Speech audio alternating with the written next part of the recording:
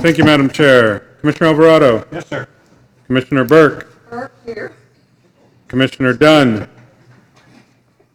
Commissioner Gilmetti. Commissioner Guardino. Present. Commissioner Kehoe. Commissioner Tavaloni. Here. Commissioner Van Konynenberg. I am here. Chair Inman. Here. Senator Bell. Assemblymember Frazier. Madam Chair, we have a quorum. Thank you, Doug. Good morning, everyone. If you'll bear with me, we're going to go in a little different order this morning and take our action items first, just because we have some scheduling challenge. So if we can start, please, on item 49. Nope, is that right? Yeah. Commissioners, tab 49 is an action item. This is the final EIR for the Link Union Station project. The Los Angeles County Transportation Authority adopted a statement of overriding considerations, finding that the benefits outweigh the impacts. Staff recommends your approval. We have a motion by Commissioner Alvarado, a second by Commissioner Tavaloni. Is there discussion? Just Yes. wanted to highlight that there's an inclusion of Prop 1A high-speed rail money on this project, and just in light of some of the movements in the legislature to reappropriate some of that Prop 1A money, that the agency highlight to some of the legislatures what's being already spent in high-speed rail money in the Bay Area and in Southern California. Thank you. Any other comments? Hearing none, I'll call for the vote. All in favor? Aye. Anybody opposed? Abstaining. That motion carries. Item number 50, please. Tab 50 is an action item. This is the final EIR for the Hayes Vista Grande Oaks Schools project. The Ontario City Council adopted a statement of overriding considerations, finding that the benefits outweigh the impacts. Staff recommends your approval. Have a motion by Commissioner Van Konynenberg, a second by Commissioner Tavaloni. Is there discussion? Hearing none, I'll call for the vote. All in favor? Aye. Anybody opposed? Abstaining. Just for the record, because our printed agenda has Jose's name, this has been Garth doing these two motions, so That's thank correct, you. Garth Hopkins. Okay, now we'll go to item 51. Terry. Good morning, Commissioners. Number 51 is a department action item requesting approval of an airspace lease with the City of San Francisco for emergency shelter and feeding program purposes. Approval of this item requires a unanimous vote by the Commission. Staff has reviewed this item and recommends Commission approval. So, second. We have a motion by Commissioner Gilmetti, a second by Commissioner Guardino. Is there discussion? Hearing none, all in favor? Aye. Anybody opposed? Abstaining. That motion carries. Teresa, 52, please. So I'm covering for Teresa today. Okay, So thank you, Dawn. This is an information item, so are we Oh, sorry. Well, want to wait? Let's wait. let's wait. Sorry, I didn't look for the eye. 7:10, yeah, we wait later. Okay, we're going to do 53 then. Okay, good Item morning, 53. Commissioners. Item number 53 is a department action item. This SHOP roadway rehabilitation project is located on State Route 20 in Yuba County and will rehabilitate 9.9 lane miles of pavement with a 20-year design life. Shoulders will be widened to 8 feet to provide an improved motorist recovery area and to better accommodate bicycles and pedestrians. Additionally, the 81-year-old Dry Creek Bridge will be replaced to address scour issues, provide standard shoulders and new bridge rail, and accommodate bicyclists and pedestrian traffic. The department is requesting an initial construction allocation of $51,400,000, which exceeds the programmed amount by more than 20%, and $6,900,000 in construction support for this project. This initial construction allocation is based on the updated engineer's estimate. Staff have reviewed this allocation request and recommend Commission approval. Second? Okay, well, I'm just going to, we have a motion by Commissioner Alvarado and a second by Commissioner Burke. I actually have a quick question Okay, on this. if that's certainly. okay. Commissioner Guardino. Thank you. The 20-year design life after an investment of $58,300,000, is that standard, that the design life is only 20 years? We have the Amarjeet's acting. Sutha will be down to discuss this. State your name, Sutha. mic, the white button right there, up below the mic, base of the mic. Good morning, Commissioners. Good morning. Madam Chair. My name is Sudha Sudhar, Acting Deputy for Project Management. I'll be happy to answer the question. The design life, 20-year service life, is for the payment life. And normally when we do a rehabilitation, we'll design it for 20 years, but when we do maintenance, routine maintenance, that life gets extended as we do the routine maintenance. So design is normally for a new payment. That's how asphalt payments are designed for 20 years, unless we do a long life payment like in certain cases. Okay, thank you. Thank you. Commissioner Gometti? Yeah, while you're up there, I'm not going to belabor the point, but I wish you guys would have done a few more soils testing, a little more boring up there, because you've got 30% more rock than you assumed, and a few more borings might have told you that. That's correct. We did, initial testing was done in 2016. We didn't, on a normal project, they have done, taken samples. And then with the recent project, adjacent project, where we learned that the rock formation, we had a higher percentage on the rock formation. Because of that, when we requested additional testing, and that's how we identified about 30% more On rocks. future projects, I'd That's appreciate correct. a few more borings. Yes, if we are on the slopes and close to the foothills, we will be requesting additional testing. Thank you. All right, are there any other questions? So I do think that 20 years seems, it flies by pretty quickly. So I don't know what our cost differential if you do a longer life, but 20 does seem pretty short, and so whatever we can do. All right, so any further discussions? Hearing none, I'll call for the vote. All in favor? Aye. Anybody opposed? Abstaining? That motion carries. Thank you. We'll move now to item 54. Chris? Yes, Commissioners, item number 54 is a department action item. This shop project located in San Francisco County on US Highway 101 near the junction with Interstate 280 and within the San Jose-San Francisco Bay Area's strategic interregional corridor. The project will reconstruct over 65,000 square feet of deteriorating and structurally deficient bridge deck that was built in 1950 to repair severe cracking, spalling, and localized failure and corrosion of reinforcement. Caltrans is requesting an initial construction allocation of $42,659,000, which exceeds the programmed amount by more than 20%, and $3,250,000 in construction support for this project. This initial construction allocation is based on the updated engineer's estimate. Staff have reviewed this allocation request and recommend commission approval. So moved with a comment. Okay, we have a motion by Commissioner Alvarado, a second by Commissioner Gometti, and a comment by Commissioner Gometti. This is a very, very congested corridor, and taking traffic off on other streets and trying to bring it back on is very complicated. I wish you the very best, Tony. And I hope we can get it done a lot sooner than 18 days.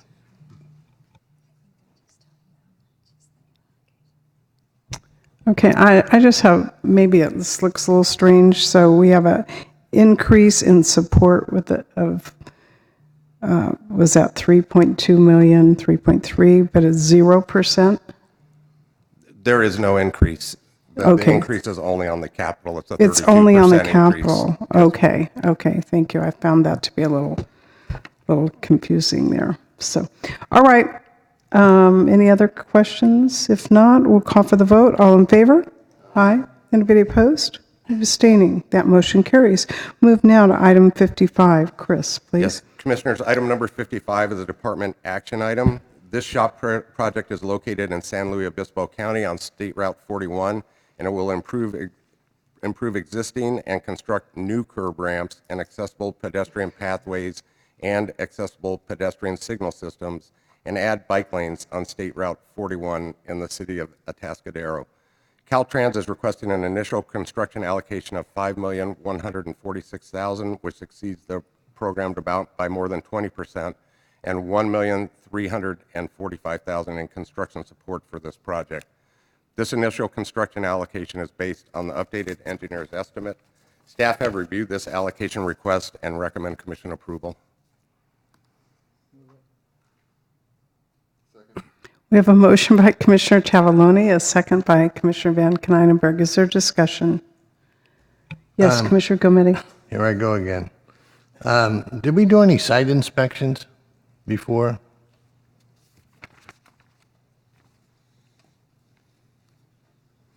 Morning, Tim.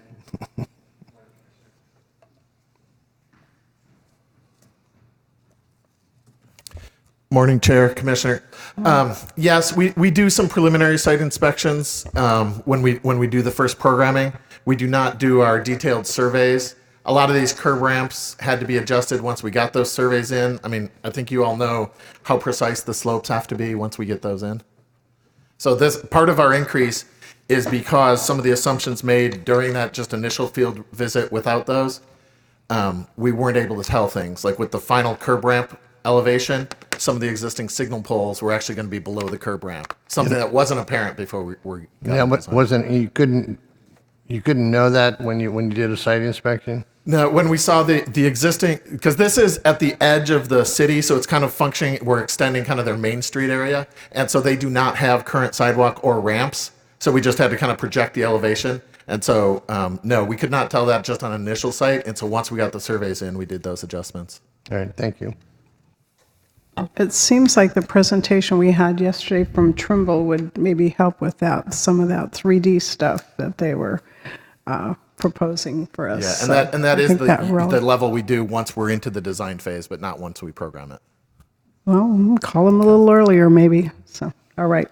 Anyway, any questions, comments? If not, I'll call for the vote. All in favor? Aye. Anybody opposed? Abstaining. That motion carries.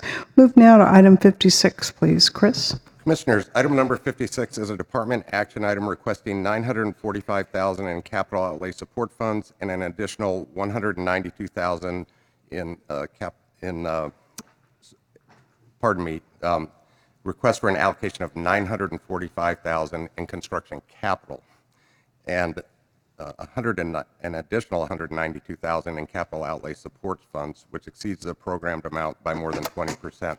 This SHOP project is located in Los Angeles County on Interstate 710 and will rehabilitate damaged culverts to restore drainage system functionality for 36 culverts. The increase in construction support costs are primarily due to additional inspections at 2 project locations due to Los Angeles County flood control permit requirements that were unanticipated. The permit will also require resources for the preparation of an environmental compliance report. Staff have reviewed this allocation request and recommends commission approval. A motion by Commissioner Burke, a second by Commissioner Tavaloni. Any questions? Hearing none, all in favor? Aye. Anybody opposed?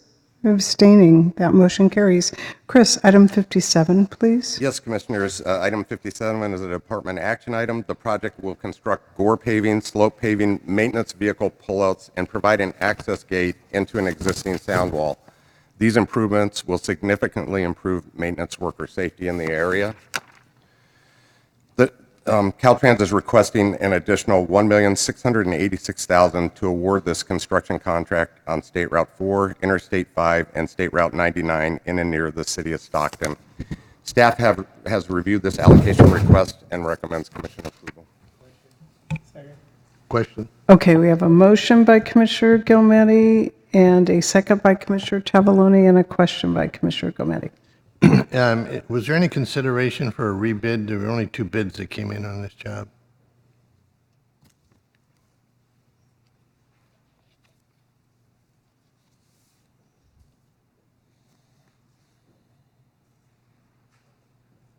Come on down. The price is right. Good morning, Chair. Good morning, Commissioners. Dan McElhenney, District 10 Director. Yes, we took a hard look because this is a significant amount to request.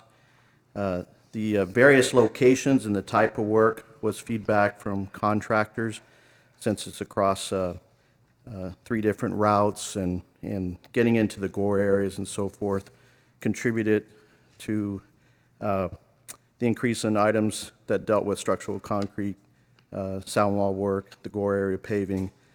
We had 6 firms looked to bid, and unfortunately, I think because of the type of work and the various locations and mobilizing between the locations, unfortunately, we only got 2 bids. But we seem to be able to get out there and get the work. We're not going to anticipate. The bids were actually fairly close together, so we don't recommend re-advertising. We recommend moving forward as recommended for today's vote. Okay, thank you. Thank you. Do you have any other questions? Okay, hearing none, I'll call for the vote. All in favor? Aye. Anybody opposed? Abstain. That motion carries. Thank you, Dan. Item 58, Chris? Yes, item number 58 is a department action item. This project will regrade and flatten cut slopes adjacent to the roadway and provide a 10-foot wide unpaved catchment to contain and hold falling rocks. The project will mitigate rockfall impacts at 4 locations. The department is requesting an additional $758,000 to award this construction contract on State Route 108 near the city of Strawberry in Tuolumne County. Staff has reviewed this allocation request and recommends commission approval. Move it with the comment that Hold on. Strawberry City is kind of a humorous. Hold on. Okay, we have a motion by Commissioner Tavaloni, a second by Commissioner Van Konynenberg, and a comment by Commissioner Van Konynenberg. We love Strawberry. Okay. Any other comments? Okay, hearing none, I will call for that vote. All in favor? Aye. Anybody opposed? Anybody abstaining? That motion carries. Item 59, please, Chris. Yes, Commissioners. Item number 59 is a department action item. This shop project near the town of Mineral on State Route 36 in Tama County will realign the highway, widen shoulders, improve drainage, and provide a clear recovery zone for motorists. The department is requesting additional funding to complete this project due to cost increases associated with unforeseen site conditions due to higher than anticipated groundwater conditions by the massive rainfall events during 2017 and 2018. The additional work will install approximately 7,000 linear feet of additional underdrains to mitigate these impacts. The department is requesting an additional $1,610,000 in construction capital to complete this construction contract and keep the project on schedule for a planned construction completion date of November 2019. Staff has reviewed this allocation request and recommends commission approval. We have a motion by Commissioner Alvarado, a second by Commissioner Burke. Is there discussion? Hearing none, I'll call for the vote. All in favor? Aye. Anybody opposed? Anybody abstaining? That motion carries. Now we'll go to item number 60, please. Yes, Commissioners. Item number 60 is a department action item. This shop project located on State Route 1 near the town of Malibu will construct tieback anchor systems on both sides of the route to prevent further landside distress and restore the integrity of the highway. The department is requesting an additional $430,000 in construction capital to complete this construction contract. Staff has reviewed this allocation request and recommends commission approval. Okay. We'll do a motion by Commissioner Burke, a second by Commissioner Tavaloni, and a comment by Commissioner Burke.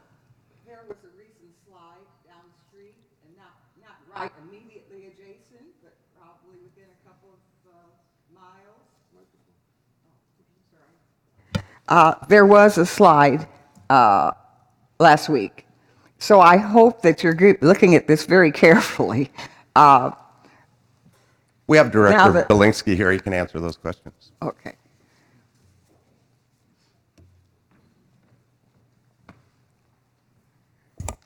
John Belinsky, District Director for District 7.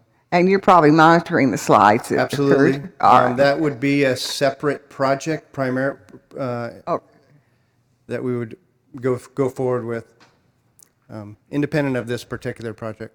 And you don't anticipate there's any impact at all from? No, not for that slide. Okay. Not on this project. All right. Okay. But I think, John, to that point, I mean, that area is just chronically prone, right? We've got some bad soil around there.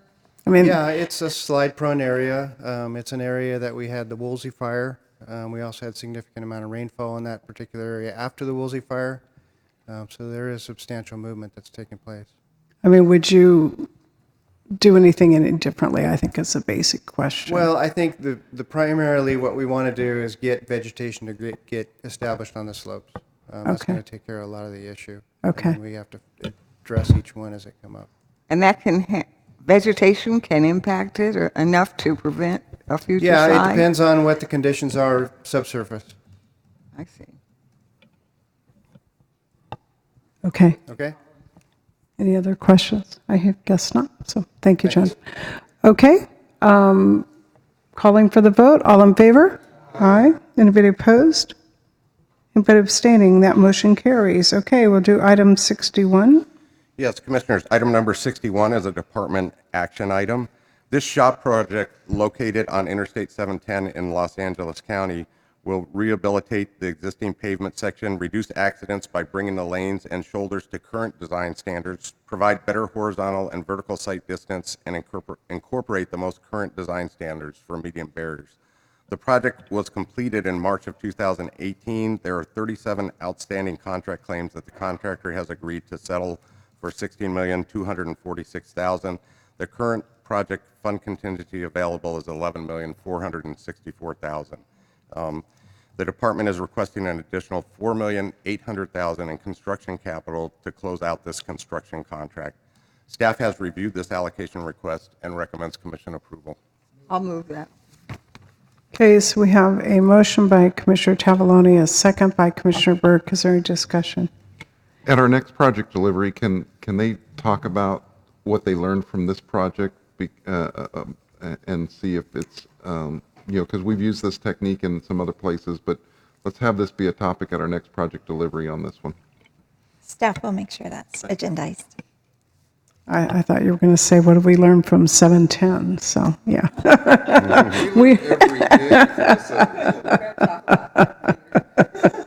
That might be a separate meeting, yeah.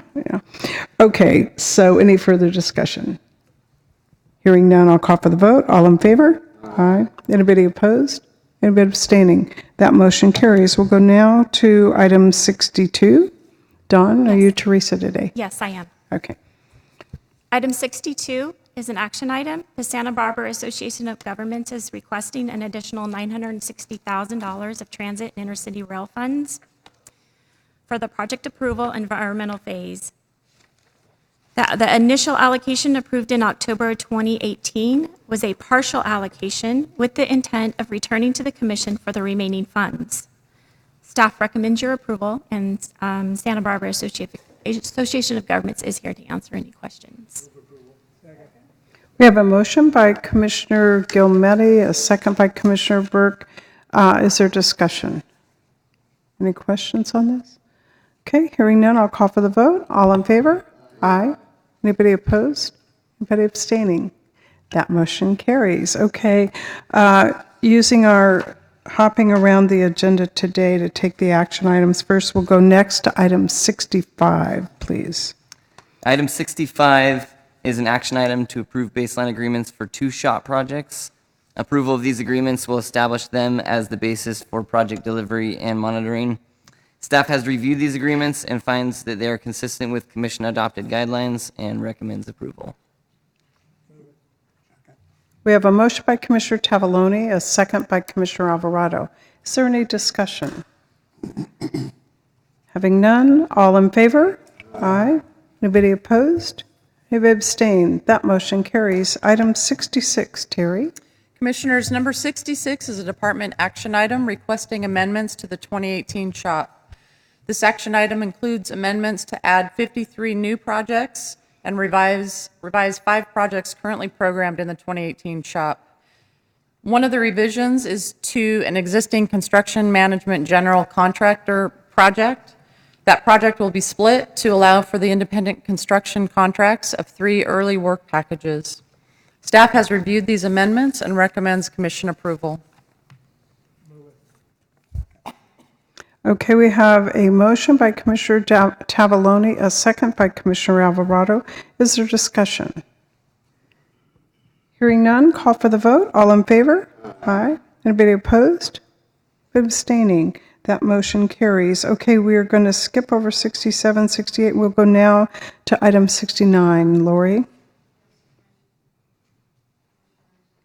Up your mic.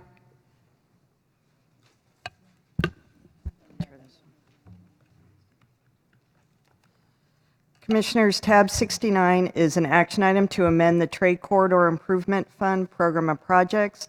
Riverside County requests to increase the Trade Corridor Improvement Fund amount by $4,650,000 for the Avenue 66 UP grade separation project in Riverside County. This would bring the total programmed amount to $10,359,000. Staff has reviewed this request and finds it consistent with the Trade Corridor Improvement Fund program guidelines and the Trade Corridor Improvement Fund closeout policy. Staff recommends approval. We have a motion by Commissioner Tavaloni, a second by Commissioner Alvarado. Any discussion? Hearing none, all in favor? Aye. Anybody opposed? Anybody abstain? That motion carries. Next, we'll go to Lori, item 70. Yes. Tab 70 is an action item to approve a Trade Corridor Improvement Fund Program Baseline Agreement Amendment. This amendment will update the funding plan for the Avenue 66 UP grade separation project in Riverside County as approved under item 69. Staff has reviewed the request and recommends approval. We have a motion by Commissioner Tavaloni, a second by Commissioner Burke. Is there discussion? Calling for the vote. All in favor? Aye. Anybody opposed? Anybody abstaining? That motion carries. We'll go now to item 71. Christine. Good morning, Commissioners. Tab 71 is an action item to amend the 2018 Local Partnership Formulaic Program of Projects. Specifically, the amendment will deprogram $600,000 of formulaic funding from the Fort Ord Regional Trail and Greenway Project programmed in fiscal year 2018-19 and program $600,000 to a new project, the Fort Ord Regional Trail and Greenway Highway 218 segment project as requested by the Transportation Agency for Monterey County. The amendment will result in a new total of 33 agencies receiving program funds for 70 projects, totaling $176.4 million. The remaining $23.6 million can be programmed through June 30th of 2020.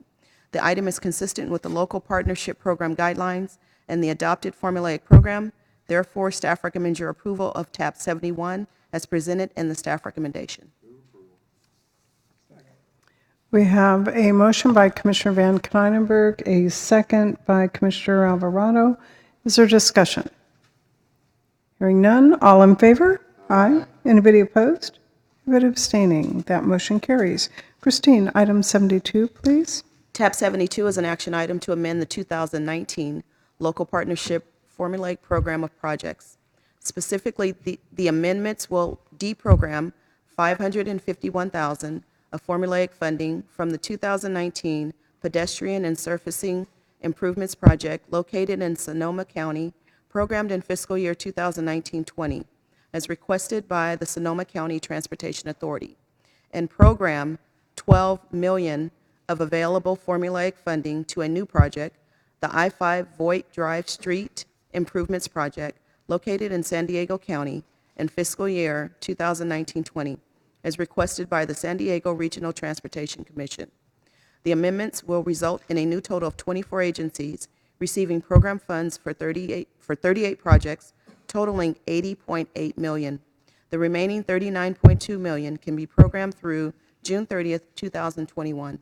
The item is consistent with the local partnership program guidelines and the adopted formulaic program. Therefore, staff recommends your approval of tab 72 as presented in the staff recommendation. We have a motion by Commissioner Tavaloni, a second by Commissioner Alvarado. Is there discussion? Hearing none, all in favor? Aye. Anybody opposed? Anybody abstaining? That motion carries. We'll move now to item 73. Alika. Good morning, Commissioners. Tab 73 is an action item to amend Caltrans' Division of Aeronautics 2018 Acquisition and Development Program. This program is being amended to align with the most recently adopted 2019 Capital Improvement Plan, which was adopted at the June 2019 Commission meeting. Staff recommends approval of this amendment to Staff recommends approval of this amended 2018 Acquisition and Development Program. We have a motion by Commissioner Gilmetti, a second by Commissioner Tavaloni. Is there discussion? Hearing none, call for the vote. All in favor? Aye. Anybody opposed? Anybody abstaining? That motion carries. We'll move on to item 74. Alika. Commissioners, tab 74 is an action item on Caltrans' Division of Aeronautics request for approval of Resolution G-19-38 to set the California Aid to Airports Program Acquisition and Development matching rate at 10% for fiscal year 2019-20. Historically, the Commission has established the matching rate at 10%. Staff recommends approval of this resolution to set the Aeronautics California Aid to Airports Program Acquisition and Development matching rate at 10% for fiscal year 2019-20. Okay, we have a motion by Commissioner Van Konynenberg, a second by Commissioner Alvarado, a question by Commissioner Gilmetti. Just Or curious, comment. why do we set it at 10%? Is there a reason why we do that? So there is actually someone here from the division that can answer questions. Good morning, Commissioners, Madam Chair. Amy Choi, Chief Division of Aeronautics. Amy Choi, Chief Division of Aeronautics. It's our 10% matching grant for A&D is to make up for the FAA 90% match. It used to be 5%, and then they changed it. They did a 95% grant for airports. We made up the difference, and so it changed to 10%. So they've gone from 95 to 90? Yes. Okay. So this So makes we up have the no short. choice. This makes up the shortfall. Correct, the gap, the funding gap. Thank you. Thank you. Well, we'd be blessed to have 90% match on all of our projects, so. David, can you work on that, Secretary Kim? Okay, so we have a motion. Any further discussion? Hearing none, I'll call for the vote. All in favor? Aye. Anybody opposed? Anybody abstaining? That motion carries. We'll move now to item 75. Lori? Yes, Commissioners, this is an action item to consider the funding distribution change for the City of Fairfield's East Tabor and Tulane's Safe Routes to School Gap Closure Project. Kern County Public Works proposes to move $98,000 in plans, specifications, and estimates, and $327,000 in right-of-way funds, both programmed in fiscal year 2021 to the construction phase programmed in fiscal year 2021. This project remains fully funded. Staff recommends approval. We have a motion by Commissioner Gilmetti, a second by Commissioner Alvarado. Is there discussion? I'll call for the vote. All in favor? Aye. Anybody opposed? Abstaining? That motion carries. We'll move now to item 76. Terry, please. Commissioners, number 76 is a department action item requesting allocation of almost $1.15 billion for construction funds for 71 shop projects. Please note that there are several changes on the change list for this item. When projects are ready for construction allocation, the vote boxes include the budget and expenditure for each project's pre-construction support. Staff analyzed the data and has noticed a trend where the support budgets that were requested is beyond what was actually needed. While we understand the variability that occurs during project delivery, at this one meeting, the total amount that was budgeted above what was expended is quite substantial. Staff will continue to work with the department to ensure that projects are being evaluated to provide accurate estimates for all phases, especially as projects come forward for programming in the 2020 shop. Commission staff has reviewed the projects requesting these construction allocations and recommends Commission approval. We have a motion by Commissioner Alvarado, a second by Commissioner Gilmetti. Is there a comment? Yes, Commissioner Van Konynenberg. Could we, at our next project delivery workshop, have a section on how support budgets are developed and why we might be having this issue in terms of over putting too much programming into that bucket? Sure, that's a great idea. We'll make a note of that. Okay, thank you. I kind of had a question, Terry. Were there any trends or any, I mean, could you pick anything out? Like we thought it was going to take longer for X or something? I mean, I would wish that we would only spend only the minimum amount of dollars on the support that we ever have to. So any trends we could learn from it? So I wouldn't say it's an issue with it's not an issue with spending, it's an issue with what the department is requesting for their support budgets. So those support budgets that they've requested were higher than we needed. Higher than at the end what they actually needed. Okay, but generally speaking, if I think I only have 20 calories left today, then, I'm pretty cautious. But if I think I have 100, then, so I think anything we can do to tighten that up and make sure that our budgets are reflected, because we're not putting other things forward if we think that's going to cost more than it is. Right? And I do agree. I think that is the issue that we're concerned with as well. Yeah. Well, Bob, maybe that's a nice little project, huh? Thank you. Appreciate it. Okay. Any other comments? Hearing none, I'll call for the vote. All in favor? Aye. Anybody opposed? Abstaining. Motion carries. We'll move now. Item 77. Terry? Okay. Commissioners, number 77 is an action item requesting a right-of-way capital allocation of $15,398,000 for a shop major damage permanent restoration project on State Route 1 in Sonoma County. Commission staff has reviewed the project and recommends approval. Move approval with a question. Second, and listening to his question. Oh, goodness. Okay. I have a motion by Commissioner Gomez and a second by Commissioner Alvarado and a question, and a commissioner wants to listen to the question. We keep losing this road little by little every winter, and this is a start for the right-of-way. Can you give me an idea of when we would be able to start reconstruction of this portion? So right now, the project is asking for the right-of-way acquisition, or the allocation for the right-of-way acquisition. We're going to go in and begin the negotiations with the property owners. There's 8 parcels that we have to acquire. We could probably begin construction if everything were to go smoothly with the right-of-way acquisition and obtaining all of the environmental permits. I would think we could begin construction within the next 2 to 3 years. Ooh. Yeah. A little longer than I thought. We are doing, in the interim, we are doing some mitigation right now and providing some relief to the existing roadway and maintaining that so it can at least stay in place for the next couple of years. Well, we're spending money that... We're spending money, that is correct. Exactly. Well, the faster you can get it done, the better off we're going to be. I'm with you on that. Yes. Did you want to comment? Did you want to comment on the golf thing? He's a celebrity.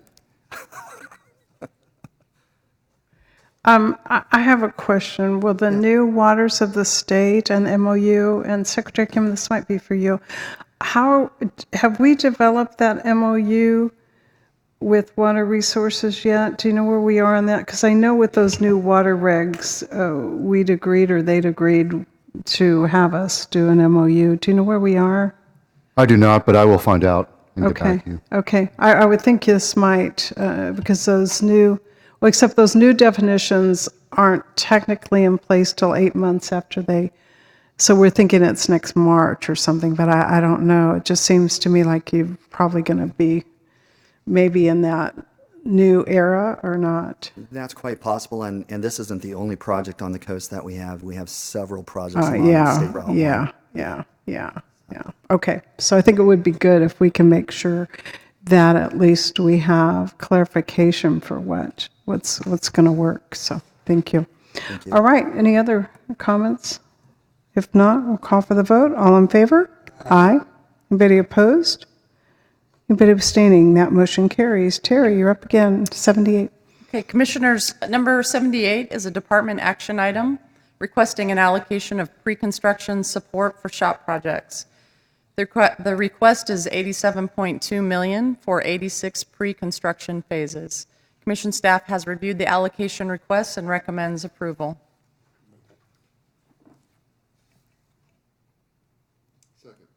Okay, we have a motion by Commissioner Alvarado, a slow second by Commissioner Van Konynenberg. Okay, any discussion?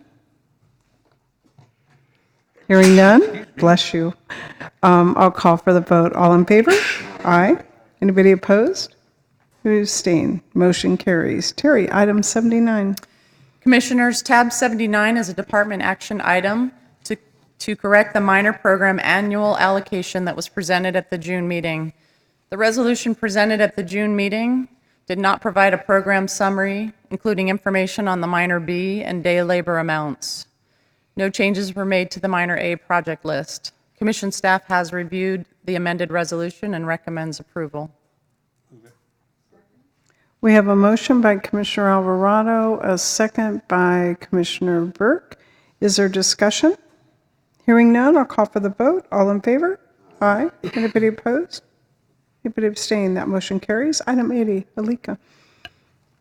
Commissioners, tab 80 is an action item on Caltrans' Division of Aeronautics request for approval of Resolution FDOA-2020-01 to allocate an additional $1.1 million for fiscal year 2019-20 set aside to match the Federal Airport Improvement Program.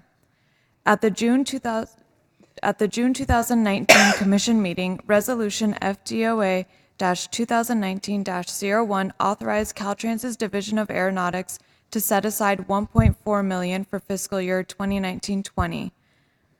This additional 1.1 from the local airport loan account to the aeronautics account will increase the fiscal year 2019-20 annual allocation for the AIP matching grant to $2.5 million.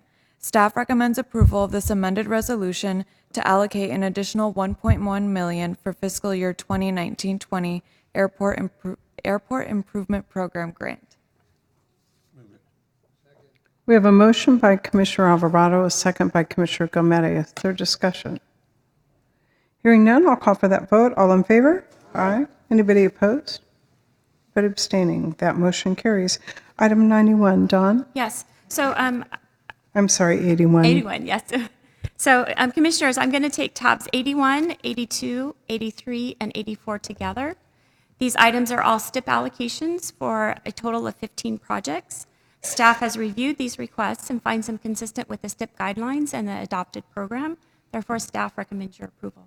I want to move with a comment, so. Okay.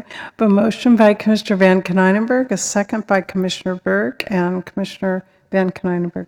I will just, and I had this conversation with Teresa, so just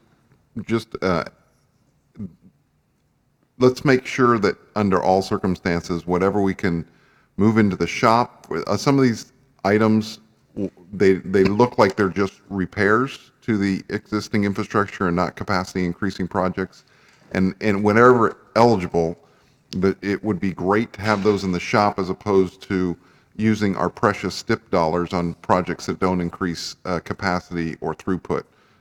So I got from Teresa that these are done correctly, but just it's a constant concern of mine that we're using our precious STIP dollars to do things that the shop should be doing.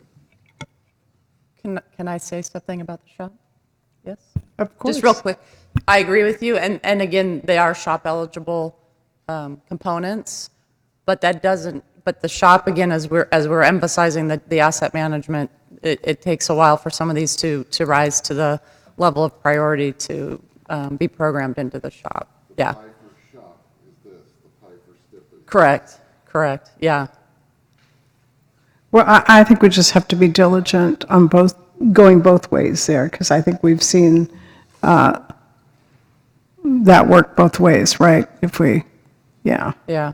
There's a lot of unmet needs, or a lot of needs in the shop. That's really the dilemma. Yeah. Okay, any further questions? Hearing none, I'll call for the vote. All in favor? Aye. Anybody opposed? But abstaining, those motions, or that motion, it was one motion for those items, carries. Okay, we'll move now to item 85. Dawn? Yes, so 85, please note that on the change list that projects 1, 2, 3, and the PS&E portion for Project 4 has been withdrawn. So that leaves a financial allocation request for the right-of-way portion on the Transit Intercity Rail Program for the Southern California Optimized Rail Expansion Project. This request is consistent with the program, and staff recommends your approval. Okay, we have a motion by Commissioner Gilmetti and a second by Commissioner Burke. Is there discussion? Hearing none, I'll call for the vote. All in favor? Aye. Anybody opposed? Abstaining. That motion carries. We'll move now to 86, please, Lori. Yes, Commissioners, tab 86 is an action item to approve a trade corridor improvement fund and state transportation improvement program construction allocation of $16,489,000 for the Avenue 66 UP Railroad Grade Separation Bypass Project in Riverside County. Staff has reviewed this request and finds it consistent with each program. Therefore, staff recommends approval. Joe's not here to make the motion, so I don't think we can move it forward. I mean, it's just Joe's county. Boy, he should have stayed. He should have stayed. I know, you know. Someone text him right now and say he's going to die because I'd like to make a motion to move it forward. Okay, we have a motion by Commissioner Alvarado and a second by Commissioner Burke. And no one's going to stop my projects, I assume. Any discussion? Okay, all in favor? Aye. Anybody opposed? Anybody abstaining? That motion carries. Lori, 87? Tab 87 is an action item to approve a trade corridor enhancement program right-of-way allocation request of $10.5 million for the Sorento to Miramar Phase 2 Intermodal Improvements Rail Project in San Diego County. Staff has reviewed this request and finds it consistent with the program. Therefore, staff recommends your approval. Oh, goodness, okay. A motion by Commissioner Alvarado, a second by Commissioner Gardino. Is there discussion? Hearing none, I'll call for the vote. All in favor? Aye. Anybody opposed? Anybody abstaining? That motion carries. Item 88, Christine. Commissioners, tabs 88, 89, and 90 are action items to approve allocations for 4 local partnership program projects programmed in fiscal year 2019-20. Staff has reviewed the request, and the items are consistent with the local partnership program guidelines and the adopted program. Therefore, staff recommends your approval of tab 88, 89, and 90, and there are also representatives here to answer any questions that you have for these items. I have a question on 88. Okay. Want to do a question before a motion, or you want to do it? No, I'd like to do a question before the motion, please. Okay, perfect. Way back when, we were asked to turn over the tolls of all the bridges in the Bay Area to BATA. So it's my understanding that BATA was supposed to be paying for all future maintenance out of tolls. And we have a request here for $19,885,000. So can you give us a breakdown of who's paying for what? Sure. Kenneth Cow with Metropolitan Transportation Commission. So BATA originally programmed the LPP formula funds to operational improvements on the Dumbarton and San Mateo bridges. However, we determined that those projects were not going to be ready for allocation within the time frame.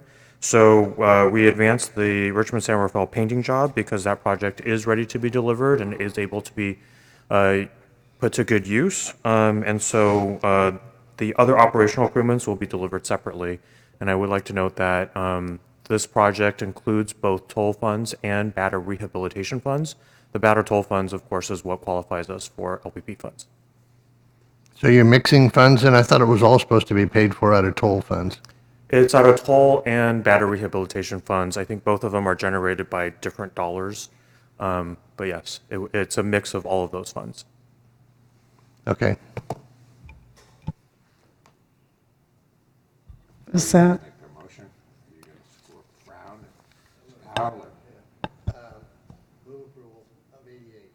I'll second it, just to put a smile on his face. Look at Okay, but we were taking three together, so would you take a friendly amendment to make that motion for all items? Okay. Okay, so we have a motion by Commissioner Gometi and a second by Commissioner Alvarado. Is there any more discussion? Hearing none, I'll call for the vote. All in favor? Aye. Anybody opposed? Anybody abstain? That motion carries. Now we'll mix to 91. Looks like maybe Megan's going to present that one, or is that Lori? That's me. Commissioners, 91 is an action item to approve an allocation of $7,401,000 for 23 active transportation program projects. These allocations include $357,000 in environmental funds for the Better Bikeway San Jose project in the city of San Jose. This project will provide safety improvements for pedestrians and cyclists by improving signals and providing protected intersections. Staff has reviewed these requests. These allocations are consistent with the Active Transportation Program guidelines and the adopted program. Staff recommends your approval. We have a motion by Commissioner Van Konynenberg, a second by Commissioner Burke. Is there discussion? Okay, I have a public speaker on this. Jessica?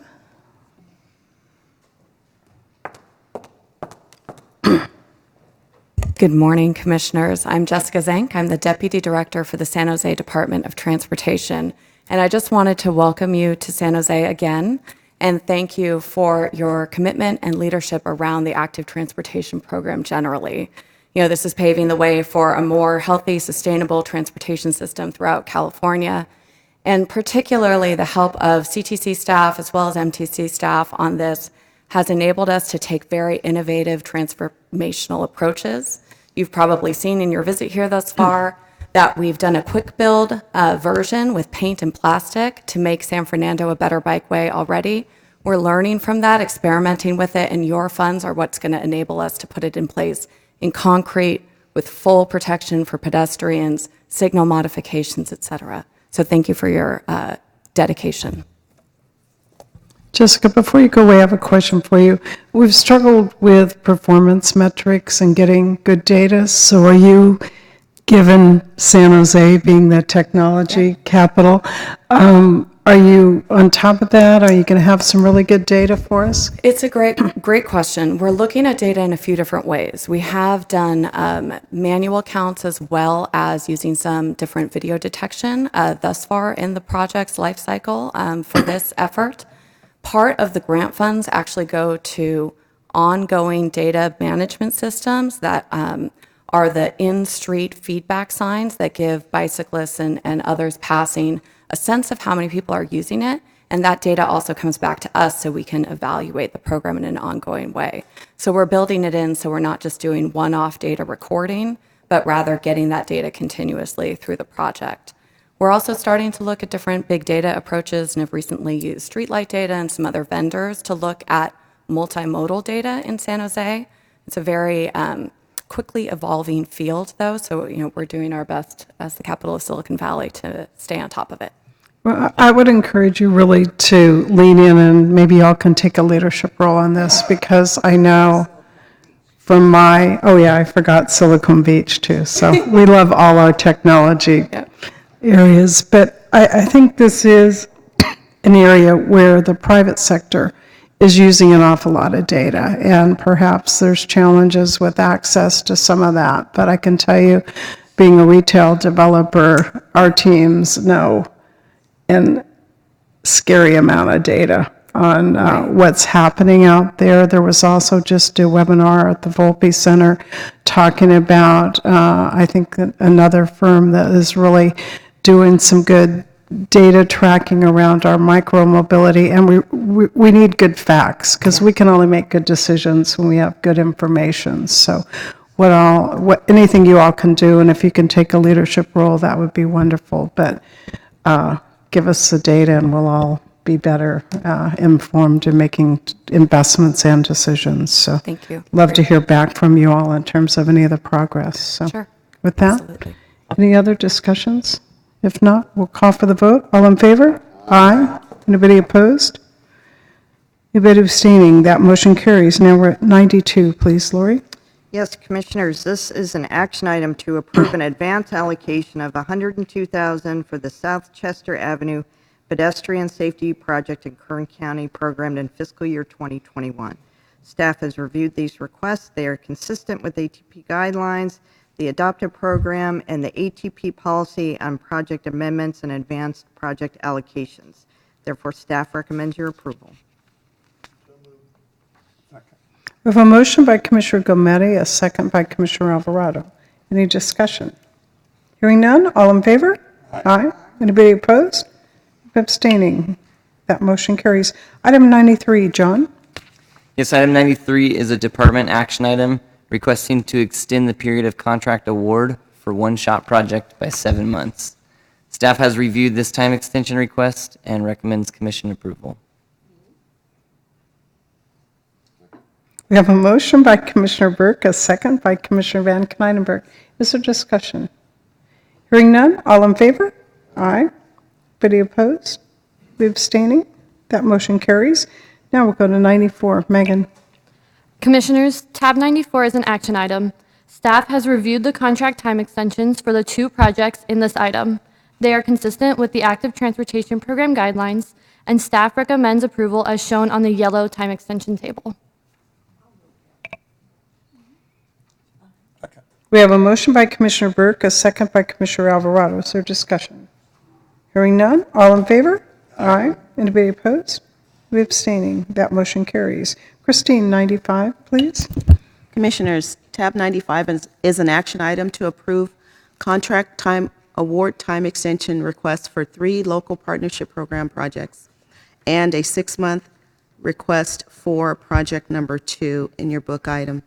Staff has reviewed the contract award time extension request, and the item is consistent with the local partnership program guidelines. Therefore, staff recommends your approval of tab 95. We have a motion by Commissioner Gometti, a second by Commissioner Alvarado. Is there any discussion? Hearing none, all in favor? Aye. Anybody opposed? Anybody abstaining? That motion carries. We'll go now to 96. Lori, please. 96 is completion time extensions for 2 ATP projects. Staff has reviewed the project completion time extensions for these 2 projects. They are consistent with ATP guidelines, and staff recommends approval as shown on the yellow time extension table. Move approval. Second. We have a motion by Commissioner Gardino, a second by Commissioner Burke. Discussion. Hearing none, all those in favor? Aye. Anybody opposed? Anybody abstaining? That motion carries. Item 97, Lori. 97, staff has reviewed the period of expenditure time extensions for the 4 projects in item 97. They are consistent with ATP guidelines, and staff recommends approval as shown on the yellow time extension table. We have a motion by Commissioner Burke, a second by Commissioner Alvarado. Any discussion? Hearing none, I'll call for that vote. All in favor? Aye. Anybody opposed? Abstain. That motion carries. Item 98, John. Yes, item 98 is a department action item requesting to extend the start time of expenditures for 2 pre-construction support phases on one shop project by 18 months. Staff has reviewed this time extension request and recommends commission approval.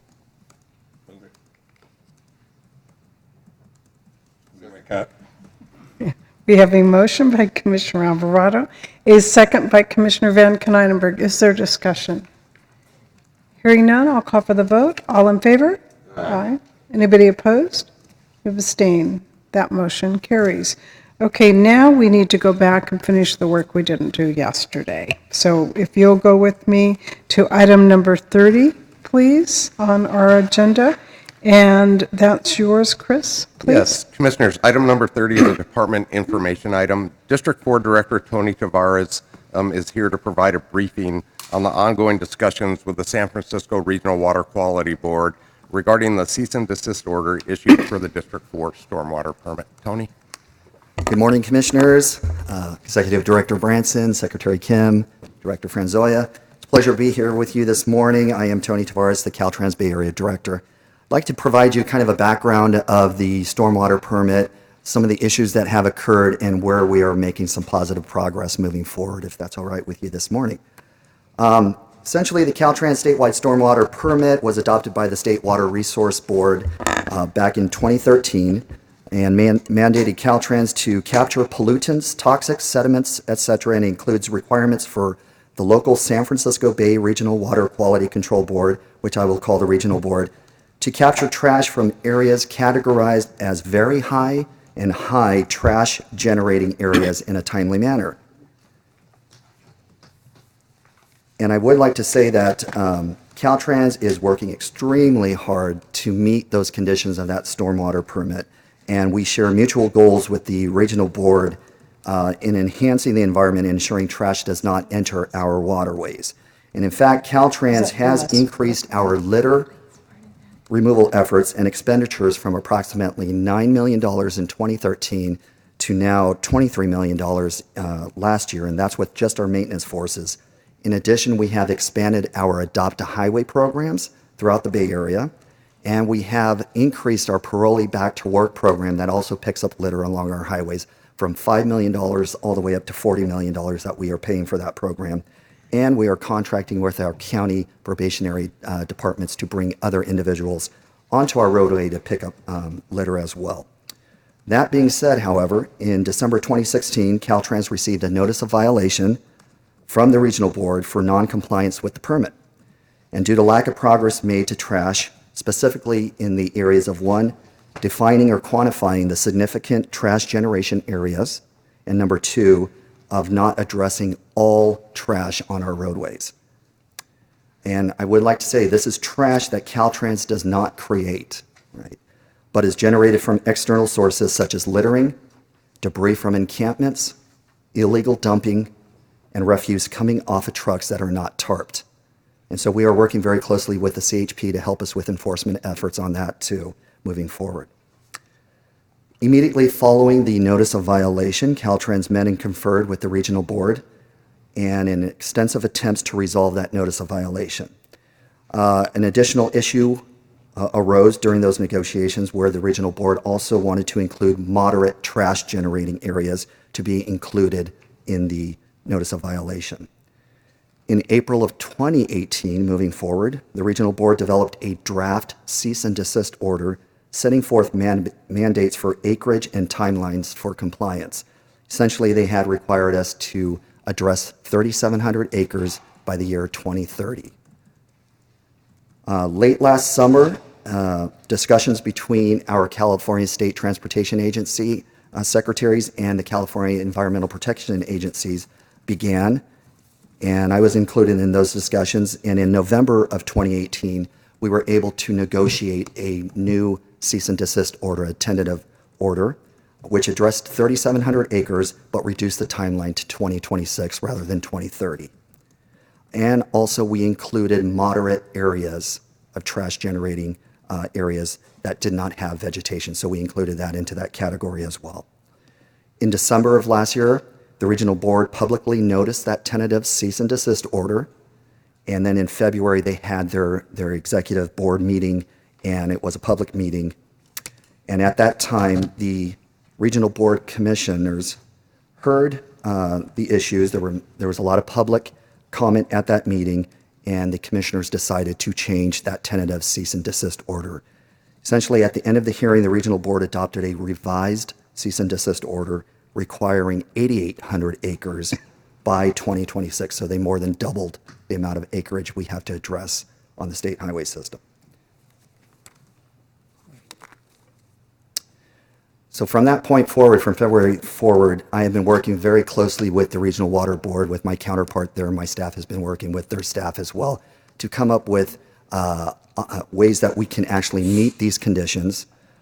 It's broken down into various timelines. By 2020, we have to meet certain acreage, 2022, 2024, and then the ultimate acreage by 2026. Caltrans Water Board shared obviously the same goals: develop a work plan that both significantly reduces the trash, but also allows Caltrans to meet the state highway system performance measures set forth by Sb1. So we're continuing to work towards that as well. We're continuing to have productive meetings. We've made significant progress on the 2020 goal. I think we're almost there without a significant amount of additional resources being expended for that, so I'm very pleased with that. We're currently looking at the 2022 goal, and I think we're very close to meeting those goals as well. The 2024 and 2026 goals, we'll be looking at those next. Those will require additional resources, more dollars, which would come primarily from the maintenance program as well as the shop program to address. So there are some structural devices that we can construct within our right-of-way to capture trash, and those will be incorporated into some of our projects moving forward. Potential costs, because I know that's an issue that the commission would be interested in.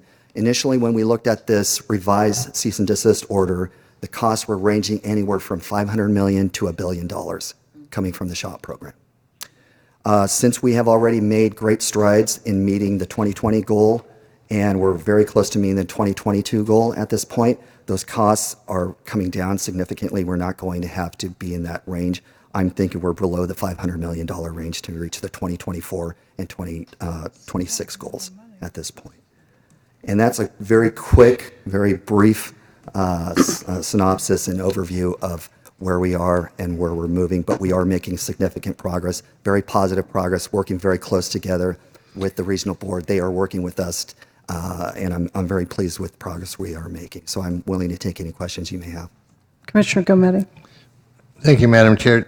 Tony, this is a Regional Water Quality Control Board edict, correct? Here, yes, in San Francisco. And yes. is this just District 4, or are other districts being affected by their own regions? Do we know? So this is primarily, this is just for District 4, the Bay Area. However, all the other districts are governed by their own regional boards. And the problem I'm having is, number one, we have a state water quality board, and they don't seem to set standards for the regions. The regions just do whatever they want to do. This is a larger social issue, as far as I'm concerned, trash on the freeway or homelessness, et cetera. And I'm having trouble that this is all being put on the backs of the transportation sector. I think we need to elevate this, quite frankly, either to the state water quality control board, because we've got to solve this in a bigger way than just taking it out of your hide and taking it out of shop programs or maintenance programs, et cetera. So, I don't know, I'll direct my question maybe to Secretary Kim and Bob. Is there a way we can elevate this for a bigger discussion? I mean, it needs to be taken care of, but it seems that the transportation sector is the one being picked on. I think that's a great observation. I'm still learning the ins and outs of the Regional Water Quality Board versus State Water Quality Board and who does what, but I will take a look at this and see what we can do. If I can add, I will say that we are having biweekly meetings with the State Water Board, the California EPA, Secretary Kim's office as well, and Caltrans at a high level to resolve these issues and move things forward. So discussions are occurring every 2 weeks with the higher level people as well. Look, we just passed Sb1, and the voters, want that money to go into transportation-related projects, and anything to do with transportation, whether it's transit, ATP, or whatever. And to have this money go to clean up somebody else's mess that you didn't put there, it seems to me like it's a broader social issue that we need to address in a broader way than just picking on you. Thank you. Yes, Commissioner Alvarado. The conversation kind of evolved, and that was going to be my question, was, are we in a position to share the burden even with cities? Cities and counties are part of this whole mix too, and the conversation kind of evolved there. So hopefully we can get, again, it's a regional issue. It is a regional issue. You are correct, Commissioner Alvarado. We are working with the cities and counties and the municipalities as well, and we are receiving some credits for some of the work they've done on their properties that address the state highway system as well, and that's what's helping us get through 2020 and part of the 2022 goal at this point. So, it is involving a lot of other entities other than just Caltrans at this point. It is a shared responsibility It is. for everybody. Commissioner Van Kennijenberg. I am troubled that your statement that this is not Caltrans generated refuse. Yeah, We that's on have Lady Bird. been asked by, in some cases, corridors and other issues to put encampments in our right-of-way, which we have done. And we are now being, it seems like a lot of these resource agencies have decided, well, Caltrans has the money, or this voters passed money into infrastructure, so let's go take that money to solve the issues that we don't have money to solve. And until I would just encourage Secretary Kim to gather all the information, but then we will need lots of resolve to push back and say these greater social issues cannot be solved only on the backs of the infrastructure transportation community. That's not what the voters of California did when they affirmed SB1. They wanted to have their roads repaired. And so if this is an issue to be solved, let's have another vote on bringing up $500 million to pay for the cleanup of the refuse. But that's not what the voters did. They voted, and we passed Prop 69 to protect those funds, and people up here worked very hard to get this done, and our ex officio members put a lot of their political capital on the line, and now every resource agency under the sun is trying to come in and pick away this money and steal this money to do things that might be socially good and things that we all want as goals for our society, but it's not things that we did in the transportation industry. So quite frankly, these guys are calm about it. I'm really ticked off that all of a sudden, once there's a pot of money, now everyone's trying to go get at it. And this wasn't a big issue when we had no money. This all of a sudden became a big issue when they all of a sudden realized we had money. So I would just ask that we push back forcefully, and whatever resources this commission can give to you and the secretary to push back and elevate this to make sure our legislatures who fought hard for SB1 understand what's going to the dollars that $500 million it can do a lot of road repair. A lot of road repair. And once again, I will just say it again, we are not generating the refuse. And maybe I'm sensitive to this because as a person who operates businesses in a rural area, we are regularly used to being dumped upon by people who don't want to go all the way to the county dump. They might, well, let's just dump it at the side of the road in this orchard. And it's something that is very, very frustrating. Right. So I am frustrated by this, and I would hope we would have a very forceful response. And I affirm that you're working with all the properties, but I'm a little I'm not sure I would be so kind. We hear you. Yes, Director Branson.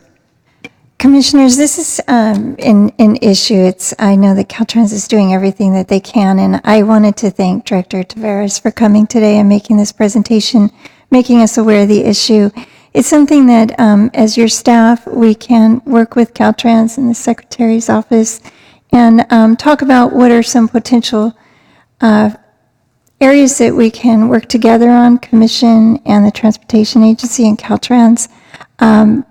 There may be a policy recommendation that this Commission may want to make that may provide some assistance to Caltrans through their annual report to the legislature. I'm not sure.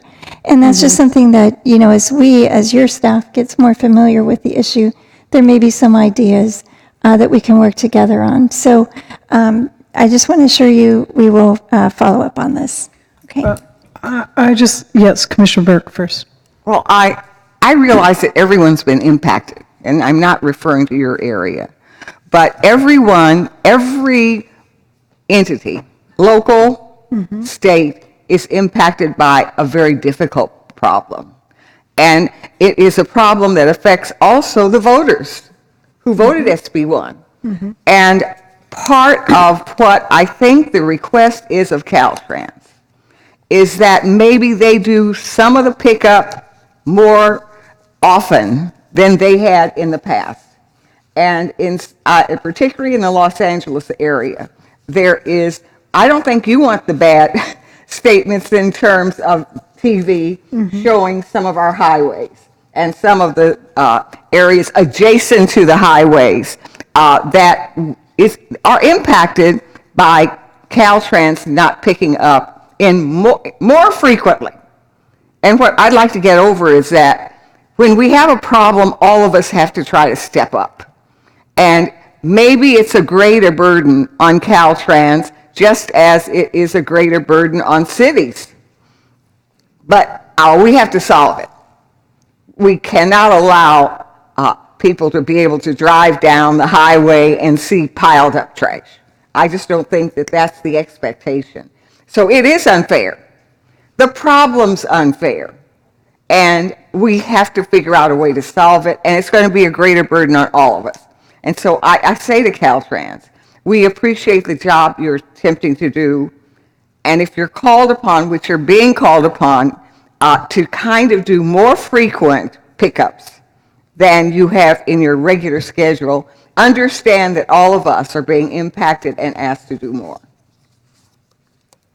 I would just like to add, in the fear of dating myself, but I grew up with Lady Bird Johnson No Litter campaign, and we all knew from a very, very early age that thou shalt not litter, and we seem to have forgotten that. And I think the fact that you're not generating this, obviously we have a homelessness crisis in our state, and that has with it issues that are playing into this, but it's bigger than that. So I think in terms of our staff recommendations to the legislature, we need to seriously go back to a no litter campaign and including some enforcement that we can do. I mean, we can dust off a playbook. It seems to me that that was a successful campaign. It just seems to me like the freeways were cleaner in those days, and I know that it started at a very young age of you're not going to throw anything out the car window because you'd be getting a big fine.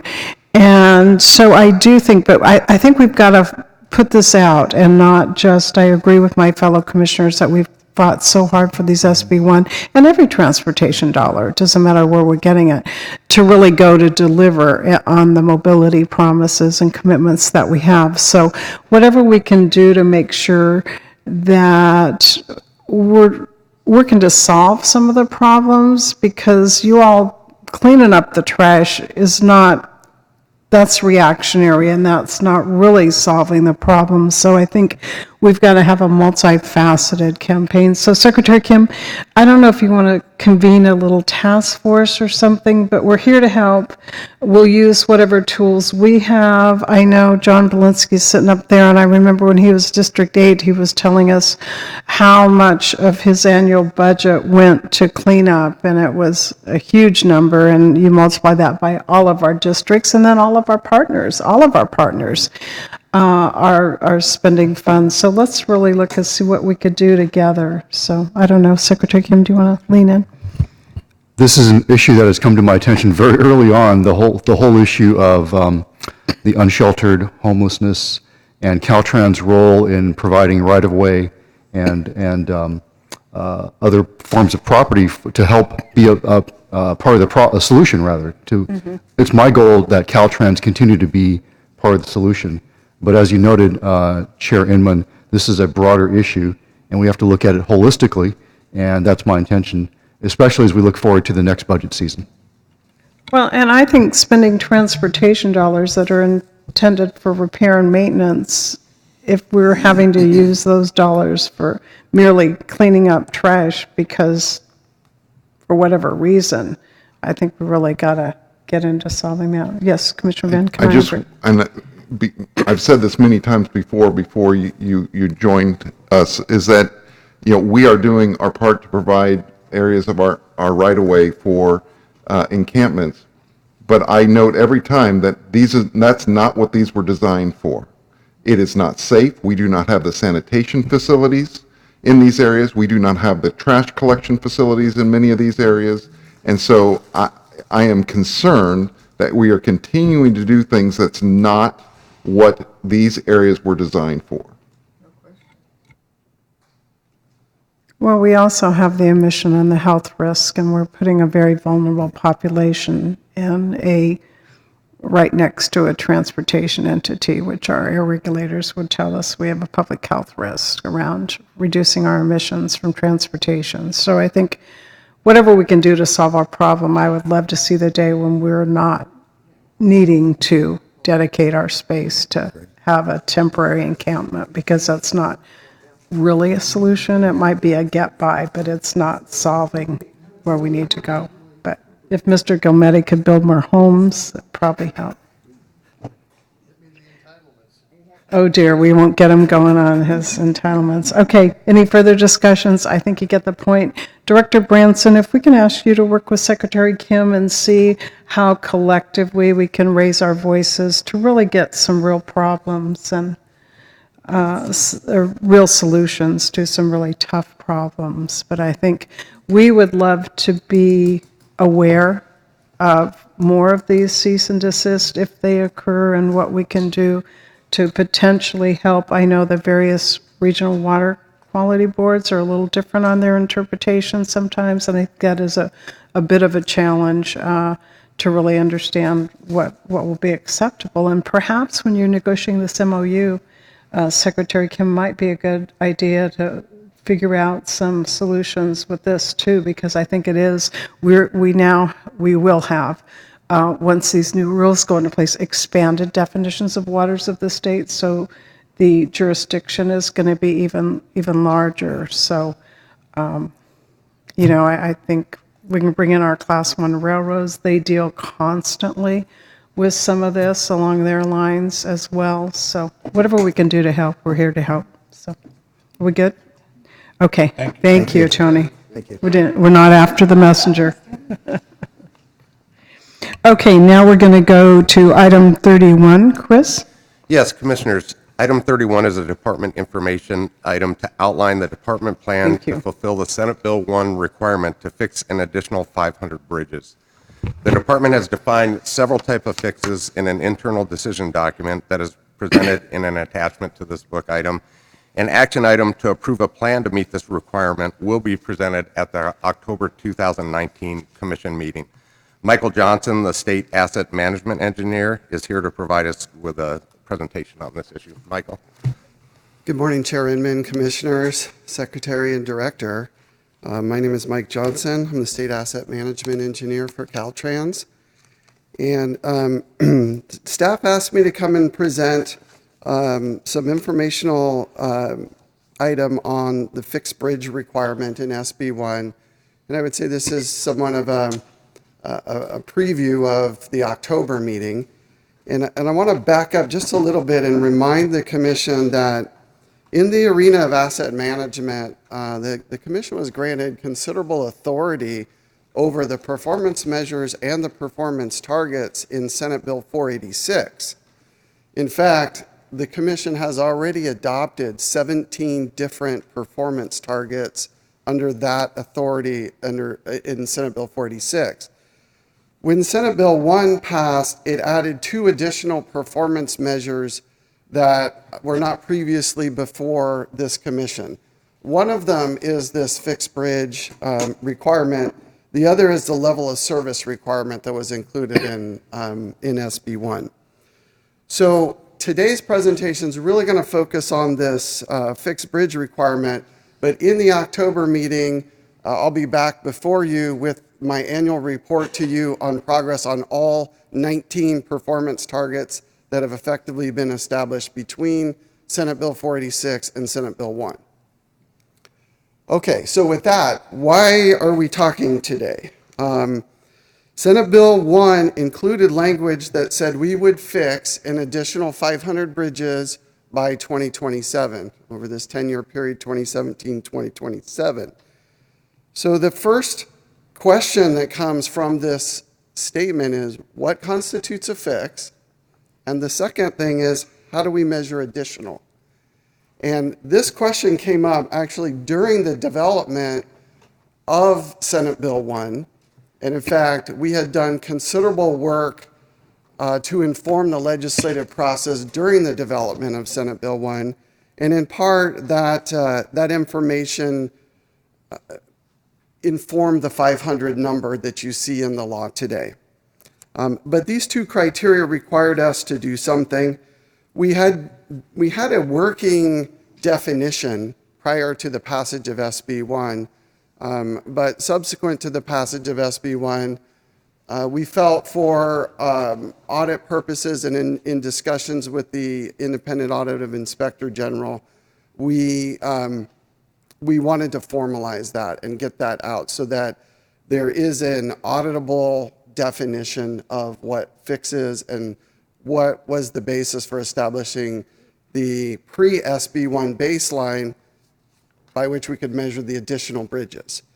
That was done in 2017.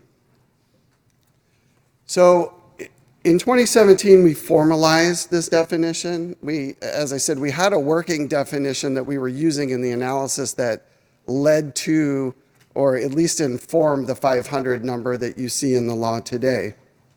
In addition, the department reported last October to this commission in our annual report, similar to the one I'll do at your next meeting, on what our fixes were up to that point in time. In fact, in the 17-18 fiscal year, we reported 86 bridges, additional bridges fixed above and beyond the baseline. We're in the process of establishing the final fix count, if you will, for the 18-19 fiscal year, and that'll be reported in October. So what is the definition? The definition included 5 criteria. The first criteria was any project that improves the condition from a lesser state to a higher state, meaning we take a poor bridge and we make it good, that constitutes a fix.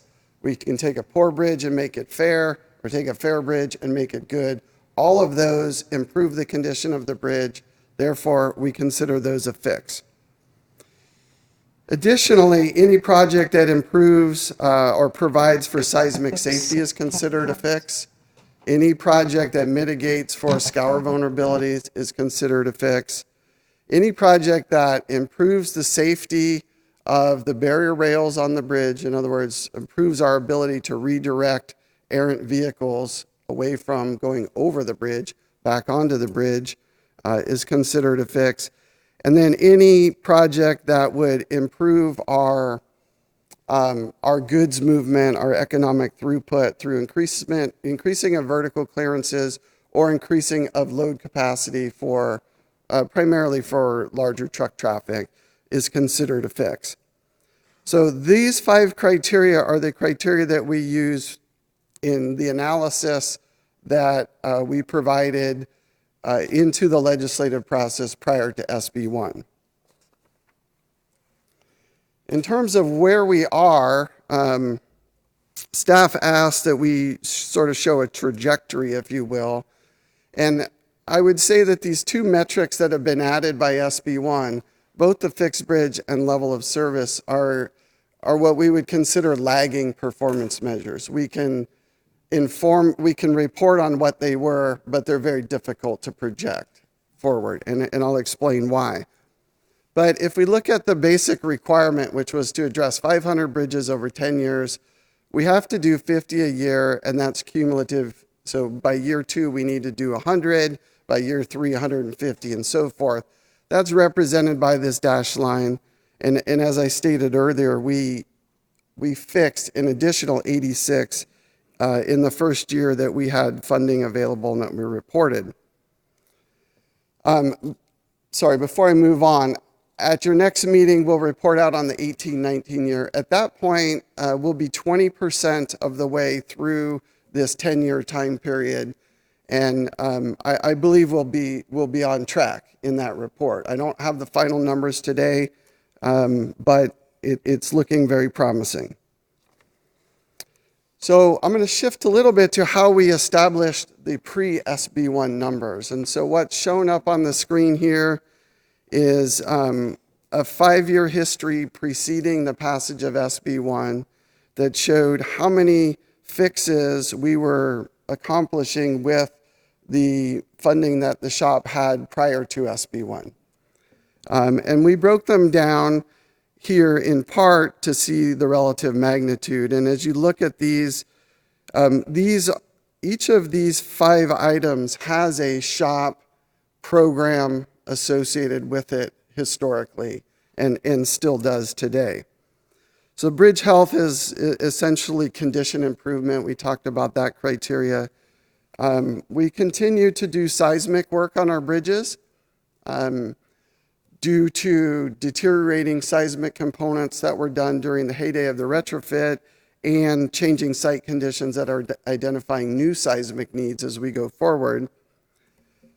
Bridge scour mitigation is the #1 cause of bridge collapses in this state and every state in the country and probably every country in the world. So we pay very close attention to bridge scour. This is the erosion of the foundations of the bridges due to flowing water and floods. So bridge scour is something that historically has always been an extremely high priority in the shop because failure to address scour can result in catastrophic results. And as we talked a little bit about bridge rail, there are subcategories within this bridge rail program. They include fixing rail that is damaged due to impacts, as well as replacing rails that were largely constructed in the 40s, 50s, and early 60s and are less capable of redirecting or keeping vehicles on the bridge itself relative to the size and weight of modern trucks and modern vehicles. And then we talked a little bit about the goods movement. The language in SB1, in addition to fixing the 500 bridges, Senate Bill 1 established a budgetary line item for bridges and culverts at $4 billion over 10 years, or $4 billion a year. Sorry, $4 billion over 10 years for highway, bridge, and culvert maintenance and rehabilitation. Within SB1, that is the only additional language that provides any guidance as to what these funds are intended to be used for. The department feels that this definition that we established in 2017 is consistent with the analysis that we did that led to the 500 bridges being included in SB1 and consistent with the final language of the passage of SB1. Commission staff had also asked that I draw a connection between the commission adopted asset management targets for bridges and the counts that are in SB1. And really what this is getting at is how did we get from good, fair, poor targets based on surface area of bridges that the commission established to these numbers. And so I have a relatively simple example, and I've taken a lot of liberties just to get the concept across. The actual analysis is quite a bit more complicated than what I'm showing you on the slide here. But what's shown in the top are the commission adopted asset management targets for bridges. We brought to you a recommendation and you adopted these targets that said we are striving to get our bridges to 1.5% of the surface area of our bridges in poor condition or better, 15% of the area in fair or better, and the balance in good. The surface area of bridges on the state highway system is approximately 251 million square feet. The average bridge, if you take the number that we have and divide it by that 250 million, it's about 19,000 square feet per bridge. Now, obviously, a big bridge can be considerably larger than 19,000 square feet, and a small bridge can be smaller than 19,000 square feet. And this is one of the challenges in trying to do a forward projection of numbers of bridges fixed, because we can undertake in the shop a very expensive bridge replacement that counts as one bridge, but by surface area might be equivalent to many, many, many bridges. And so from an asset management standpoint, all of the analysis all of the analysis that we do is programmatic based on surface area. We apply unit costs to those surface areas, and how that surface area breaks out into accounts is really a function of the population of bridges that actually gets fixed. But in this scenario, we are currently at 3.3% of our deck area is in poor condition in California. That is identified in the 2019 State Highway System Management Plan that was brought before the Commission earlier this year. If we are striving to get to 1.5%, that means we need to move the needle 1.8% of 251 million square feet. If you do the math, that means we've got to fix about 4.5 million square feet of bridge deck in California by 2027. Further dividing that by the average size of bridge, that means just to address the poor target, as we know today, not counting for ongoing deterioration and damage, not considering the fair target, we would need to address 238 fixes. Okay, so hopefully, and I know that's a lot of math, and I apologize for having to walk you through it, but I'm trying to make this connection as requested by the staff. So with that, hopefully that informs a little bit about how this fixed bridge number came about, how we're measuring it. And again, at your next meeting, we'll be presenting the results from last fiscal year. Okay, Commissioner Alvarado, and then we'll go to Commissioner And I know it's really hard to quantify, but, you know, and you said that the bridges are different sizes, and you have to try and come up with something. Right. But I'm a little concerned, if we pave or if we recondition, say, the Bay Bridge or the Richmond Santa Fe Bridge, that's a lot of square feet. But, you know, all the little bridges, you know, that may be a total replace. Mm-hmm. So if we're kind of going on square feet, you know, I'm a little worried that those little bridges that require a total replacement to fix are going to be kind of left behind to kind of meet the goal, if you will.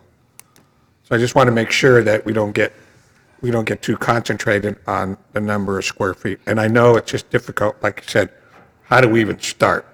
Where do we get our beginning target? So it's just, I think, I'd also like to see maybe kind of an inventory of all those little bridges that may need total replacement. And because they may, if it may only be, say it's only just pulling a number out of the air, say it's only 40, and we have, you know, 237 bridges a year that we have to, that's the average. But one year you may come in and you say, look, because of the conditions of the bridge, we're only going to do 100 bridges in this whole deal because we've got to totally replace this small amount of bridges to get them up to code. So we kind of, as you give your reports from here for the next 10 years, don't concentrate on, and I'm not going to be here, don't concentrate on 237 numbers, just concentrate on making sure they don't fall down. Yeah, it's a very, very good point. And I will point out that the bridge metric that the commission adopted, this good, fair, poor, is a national metric. This is a requirement of, it's in federal regulation required by the Federal Highway Administration. Okay. This is the metric being used by all 50 states in the United States. And the reason that it's square footage is actually the exact opposite of what you're thinking, because there has been a proven tendency to not do large bridges because of the difficulty and complexity to do them. And going to a square foot basis actually, it puts everything on an equal playing field. Because if you really wanted to try to game the system and you were trying to get a count of bridges, you could just go do all the really small ones at a relatively small price point, and then you would tend to ignore the larger bridges. And nationally, that is a problem that the Federal Highway Administration recognized, and that's one of the reasons why the national metric is area-based. Yes, Commissioner Van Kennidenberg. Okay, so the way that it was originally put together is our baseline is about 125 bridges a year. Yes. We need to do additionally, so 500 bridges over 10 years, so it would move to about 175 a year. Is that how originally it was put together when SB1 was? Yes, and in fact, we don't get credit until the 127th bridge. Okay, so then, and then the term bridge health is pretty loose, as opposed to the seismic restoration, the scour, and the rail upgrades. Those are a little bit more defined. Bridge health is a bit of more of an aspirational definition, not into the specifics. The bridge health definition, I would say, is more of a category definition.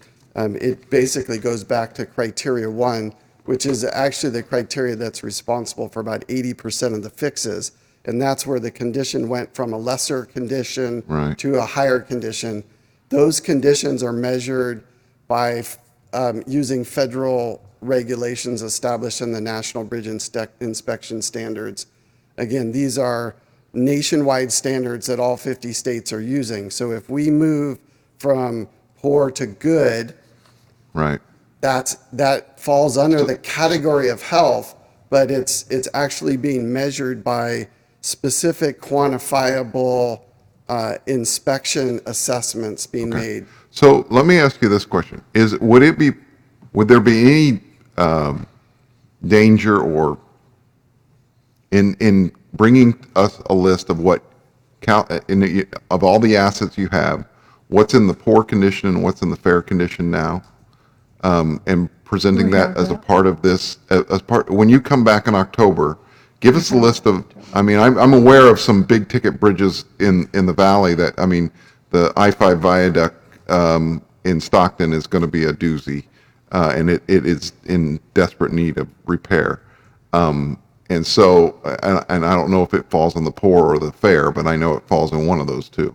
The question is, for us to get our arms around it, maybe it would be better if we actually said, okay, here's the list of bridges we need to address that are over and above what we would have normally addressed. Instead of dealing in the abstract, let's get down to the actual stuff.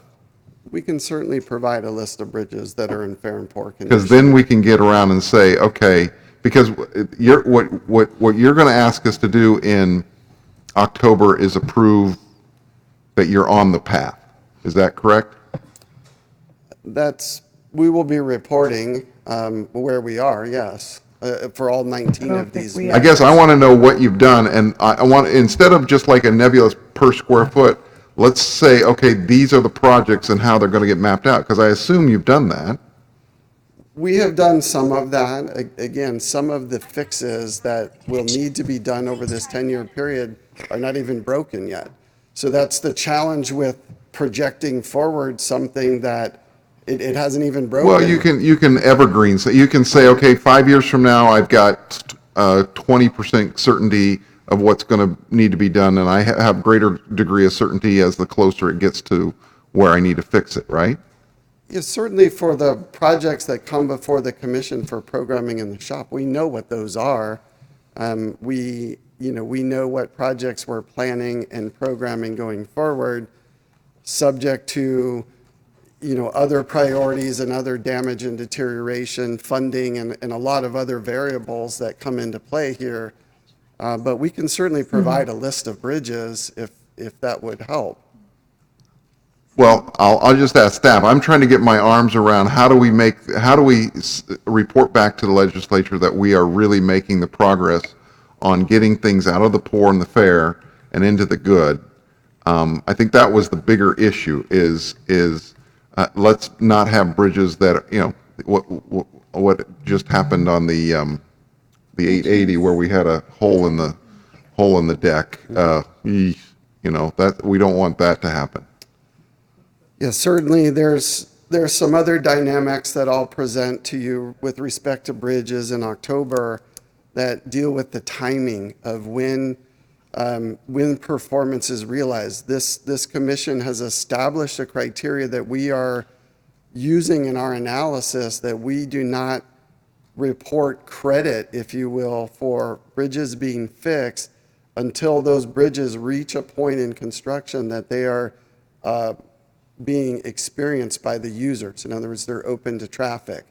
So from the time that the spigot gets turned on in SB1 until that occurs, we've got planning, design, environmental clearance, construction, and then recognition of condition improvement.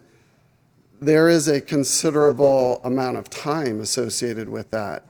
And in fact, most of the performance that we're realizing in our report in October will be coming from projects that were put into the 2010, 2012, and 2014 shop. So there is this time lag, if you will, that is a challenge with SB1 because the time frame relative to the 10-year time frame to get to the work is driving a lot of our investments into things we can do quicker as well. Okay, so let me be more specific. Are you asking, originally it was determined by a number of bridges, and in October you're going to ask us to determine and establish the baseline. Are you arguing that the baseline should be in square footage as opposed to the number of bridges? No. No, I'm reporting both to Okay. you in October, so Okay. you will have it both ways. I was asked to show how we get from one to the other. If I can, just interrupt for a moment. There are two things that are coming in October. One is a follow-up to this item, and that's because, as Mike alluded to, the commission adopted a significant number of targets and annual benchmarks for a variety of measures for performance on the state highway system. SB1 included two other things. One was the fixed 500 bridges, and the second is the level of service on pavement. And we noted a couple of times that we haven't received adequate information on either of those. And so this is the first step in trying to, just what you said, establish the baseline. How are we figuring this out? Let's get this into the record. What's attached to this book item is, a 2-year-old internal department memo, not something for the commission that had come to the commission before. So we're going to need to establish what it is and how we're going to measure it. And we certainly can bring a list of what's planned in the shop. As Mike said, it's not going to add up to 500 additional, but at least we'll have a baseline that we can talk about. The second thing that will be coming in October is how has the department done in the last fiscal year towards meeting the annual benchmarks of performance on the state highway system. That includes a number of things, pavement, in addition to where we're on in the fixing 500 bridges. Commissioners, if I could just add one more thing to what Mitch was clarifying. We will use that information as staff to bring forward with you an evaluation of Caltrans's performance in achieving those benchmarks for purposes of your reporting to the legislature that is required in Senate Bill 1. Okay, so it seems that there's still some more questions. I have just a quick one. Under the public's trust of SB1, fixing a bridge, I realize, has different definitions, and we're struggling with, how we define it. Are we going to count the same bridge multiple times if we fix a rail? No, it's a great question. In fact, that's one of the complicating factors with the fix, is that the work that we do has to move the entire bridge from a lesser condition to a higher condition. And in some cases, particularly big bridges, we might have 5 different contracts lined up on that one bridge. Each one of those, while they may fix a piece of it, the bridge as a whole doesn't move. Okay. And so we are looking at that each bridge uniquely, and whether the product of a project will actually move the entire bridge to a better place. So you're not going to count it unless it does? Because some of the lists I saw looked like a rail fix. I thought, well, that's not really, in the public side, going to count as fixing a bridge. Well, But they should get credit for that. a number of the rail. They should get credit for moving a section of that bridge.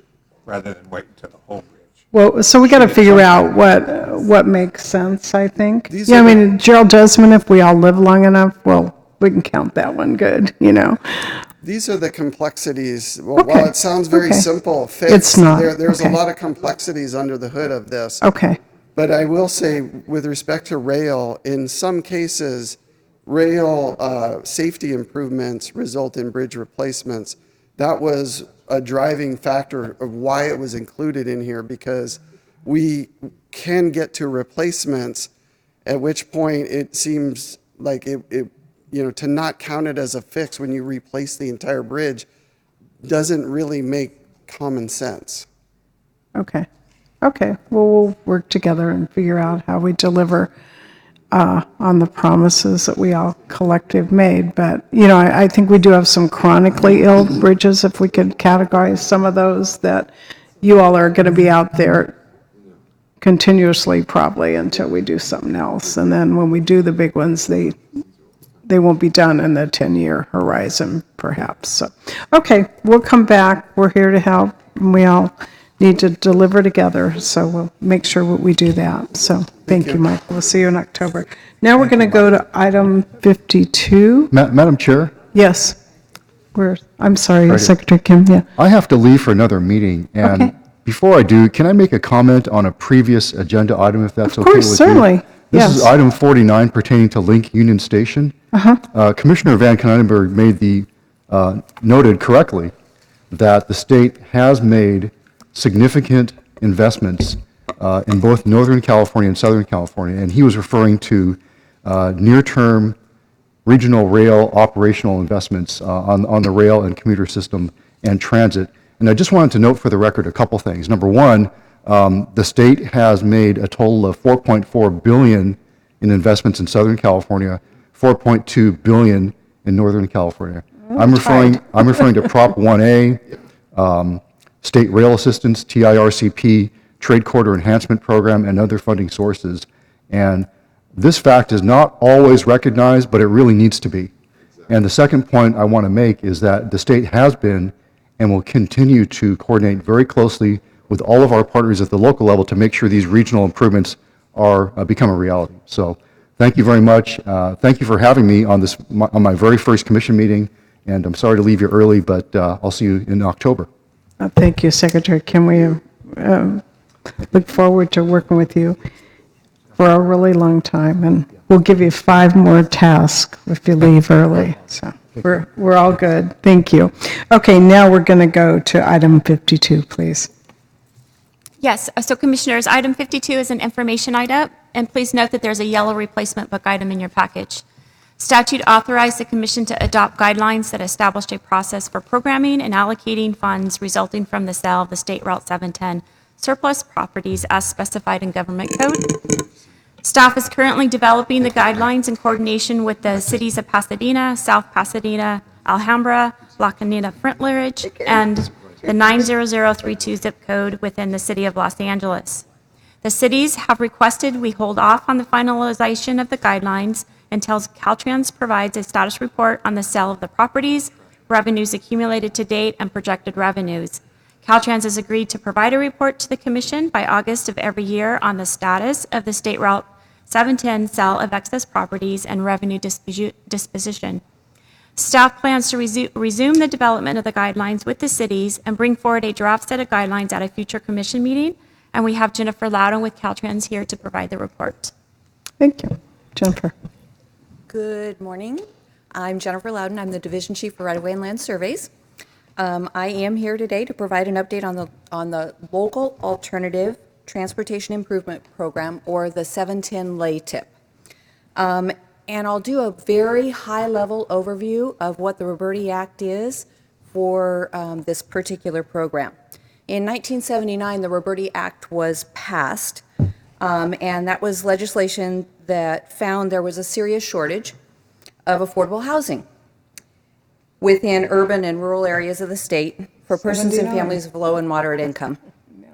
In 2016, Caltrans adopted regulations for the Affordable Sales Program to interpret and implement the Roberti Act and dispose of the State Route 710 properties. The 710 lay tip will fund projects, as Dawn mentioned, located in those particular cities: Pasadena, South Pasadena, Alhambra, La Cañada, Flint Ridge, and LA 90032. In consultation with LA Metro, those projects will be selected by those cities.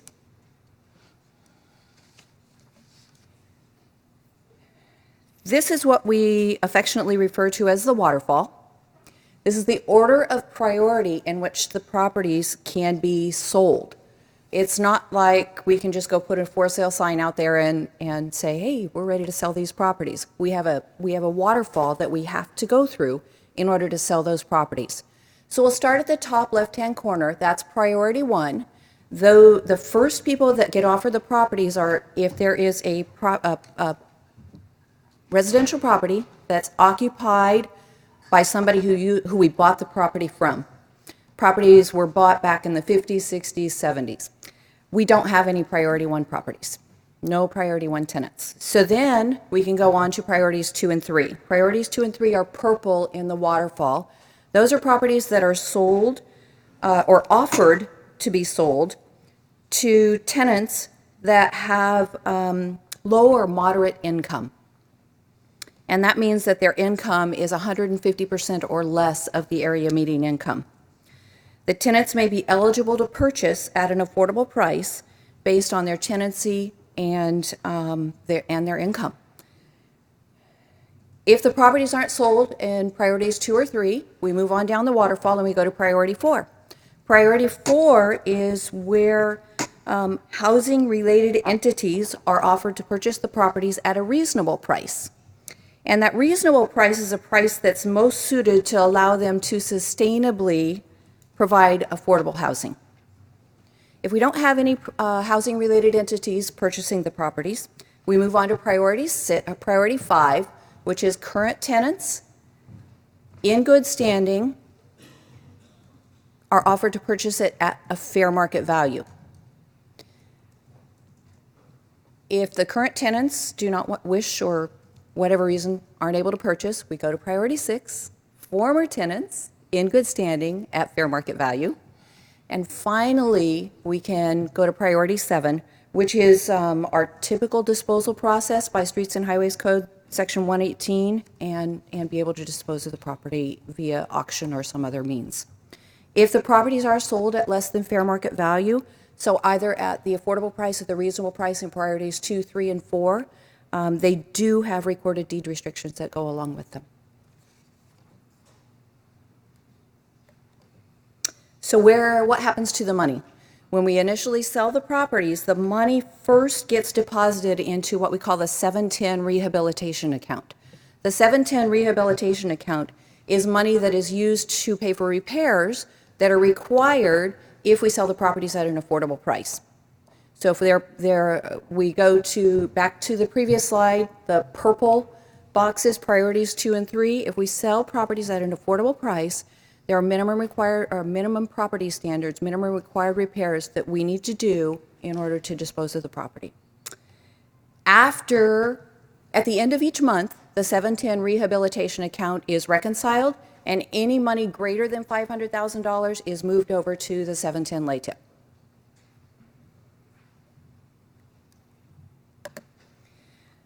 So we started disposal or the sales process on 42 properties in December of 2016 after we had the Affordable Sales Programs regulations adopted earlier in 2016. To date, we've closed, I've got 10 escrows up there. We for sure have 9 escrows closed. There's a 10th escrow that should have closed yesterday, maybe today. I haven't gotten confirmation. Well, you might have jinxed it. Please not. I put 10 escrows have closed up there, and so we still have 32 properties that we are working on priority 4 with housing-related entities. If the housing-related entities don't purchase those 32 properties, then we'll move on to priorities 5, 6, and 7. So where we are today. The initial proceeds from the, and I've only got the proceeds from the 9 escrows that have actually officially closed in this little graphic. We've roughly $2 million for the 9 properties that sold. The proceeds first go to the 710, as I mentioned, 710 Rehabilitation Account, as I mentioned. That account, if you look at the graphic, we have still $500,000 in the gray in the 710 Rehabilitation Account sitting there today. We used about 300,000 to do repairs to the properties, to the 9 properties that we did sell as affordable, which leaves 1.2 million in the 710 LATIP at this point in time. The department, as Dawn mentioned, will provide an update each August on the account balance. Revenue projections are really not feasible. We do not have, because of the complexities of this project, that the properties require, in order to determine a sale price, we need to know the income of the affordable tenant, if it's going to be eligible for an affordable price. The reasonable prices are something that are, the housing-related entities identify what they can actually determine as a reasonable price in order to sustain affordable housing. So there's a whole lot of complexities that go along with this program. And as we get further along in implementing the program, that will help us. Yes, Jennifer, Commissioner didn't we Garrett. add a net worth category as well as income? Fair market value? No, a net worth of an individual. I remember we had a sale a long time ago where someone, their income was low, but their net worth was very high. So that was probably pre-regulations, pre the 2016 regulations. Oh, this goes back a number of years. Yeah. And so there were properties that were sold under the Roberti Act prior to the 2016 regulations. On several routes were originally involved in the Roberti Act. We're down to just the 710. So you may be referring to one of the other routes and how we sold properties prior to the regulations. Yeah, because it was a steal for the person who had a high net worth but a low income. We try to address that via the regulations that we adopted. All right, thank you. Questions, Commissioner Burke? I'd just like to find out the status on the Part 4. Those organizations that are being considered, was there an RFP out, or how was that? And how are they being selected? How far along are you on that? So, yes, we actually, I believe, mid-September is when we expect to have their responses back, is when the due dates are for the 32 properties. How many did you have who are proposing? I believe on the original time we went out, we had 5. I'm not sure if we still have the same 5 or whether I believe it's gone down to about 3. We do have some complications that we're working on. Okay. Maybe if you have no objections to me calling, I can just inquire later. Absolutely, sure. Director Brownson. I guess, Jennifer, I had a question. So we know that the communities in South Pasadena, La Cañada, and the others are very interested to know what the projected proceeds will be for the LATIP. Is there any way to, the 1.2 million you said that is there, when you look across all the property sales projected in the future, is there any way to have an idea how this pool of funds would grow? You know, it's really difficult, Director Ranson, because of, we looked at the 9 that we've sold so far, and the variance is just huge. And so if we were to take an average, if we were to take the low and the high and all, we've looked at a bunch of different ways. I think as we get more experience and sell more properties, we may be able to have some sort of a metric that we'll be able to use to at least provide a range. But I think right now we're a little early on. So did you say there's 42 properties identified? Or 42 are what we originally identified as phase 1. Okay. And to then your start with. future phases, So I mean, we how many in We total? have over 400 properties Okay. still to So you're- dispose of. This is just very initial. Mm-hmm. Thanks. To me, the number, I mean, that's a very expensive area. I mean, obviously, is. everything's very expensive It today. is. So it seems to me like it's going to be larger. Today, you've closed 9. So does the 1.2 million include the sale of those 9 properties, and you only have 1.2 million? That's correct, because they were sold at affordable prices. And so the prices that they were sold at were not fair market value. They're based on the income of the tenants. They were sold in priorities 2 and 3 on our little waterfall. And so priorities 2 and 3 are people with 150% or less of the area median income. And then the sales price is based on calculations that we do related to their income. Well, those sound like the chosen few. If you look at whatever the median house price in those zip codes would be, I don't know, but that, There's a significant difference. On subsequent sale, now what I did say is that I mentioned briefly, almost in passing, is that there are deed restrictions that are recorded with the properties. And if you'd like, I can talk about what those deed restrictions mean, just a touch, just to kind of give you an idea. But on a subsequent sale of a property, have a slide later on. Put a couple in here. So I don't think, you don't have that on. But upon sale of the properties, and this is specifically for those that sell at an affordable price.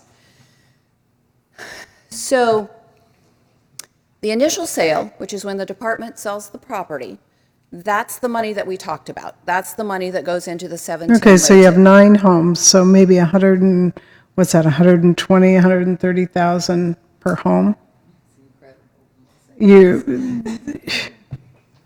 doesn't happen. We're selling it based on know. the statute and the regulations. Okay, well, it is what it is, I guess. I mean, I just think with 400 properties, if you're going on those rules, that they are what they are, unless you change the law. Yep. Okay. Any further questions? Commissioner Burke, if you have further questions, you want to? Okay. Okay. Yes, okay. We're going to lose Commissioner Alvarado to a medical issue. We're going to go to number 63. Yes, Commissioners. Tab 63, we have Zachary Zella, the Chief Business Development Officer at Glideways, is here to talk about innovative form of mass transit. Zach's still here.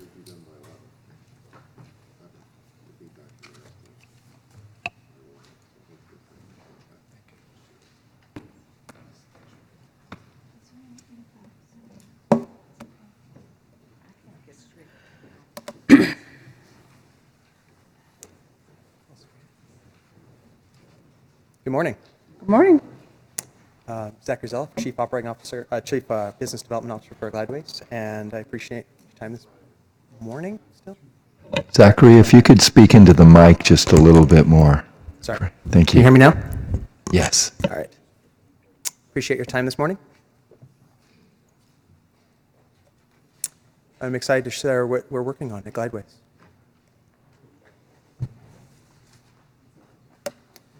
There have been many great efforts to improve mass transit, but riders continue to move to ride-sharing services for convenience and safety, burdening highways with traffic and disenfranchising mass transit.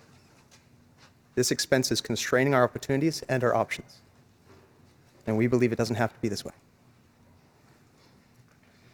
We asked ourselves, could we move tens of thousands of people for less money? Increase ridership by focusing on the rider first, such as on-demand rides, from boarding zone to boarding zone, not stopping other destinations that you need to stop at, and without any stops, and a transit option that the community can afford, freeing up funds for other uses. And the answer we came to was yes. So let me tell you how this works. Glideways works on a line similar like a train. The line is dedicated and safe, is on, under, or over the ground. We have dedicated right of way like any mass transit system. We have boarding zones like bus stops, very low complexity, not like a station like a train. And we have garages for recharging and maintaining of the vehicles. They can be large or small, they can be distributed anywhere, they can be flexible, even using car parking garages. Glide cars themselves are battery powered, autonomous, and comfortable. And of course, we connect other modes and people. So our proposition is highway in a bike lane. And this picture that you see here, we have a highway on the left side, that's 5 lanes, the 580. And that pushes about 10,000 people per hour at best. And we put those same 10,000 people in a single bike lane of space. And so we do this while still maintaining a single ride preference, like a taxi.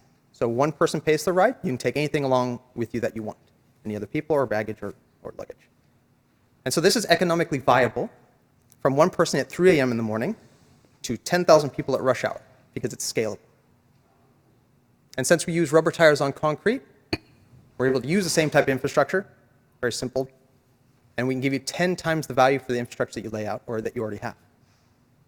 And we can repurpose any running surface that you have or build new if we have to.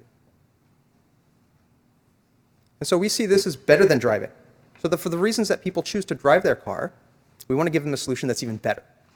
So all the commuting benefits of owning a car with none of the costs, such as payments, gas, insurance, traffic, speeding tickets, parking, breakdowns, flat tires, road rage, and the weather. We believe mobility is a right and everybody should benefit from having preferential travel. So you can see there in that picture, it's not only for one person, you can fit an entire family, 3 children and 2 adults. And of course, 100% universally accessible, ADA.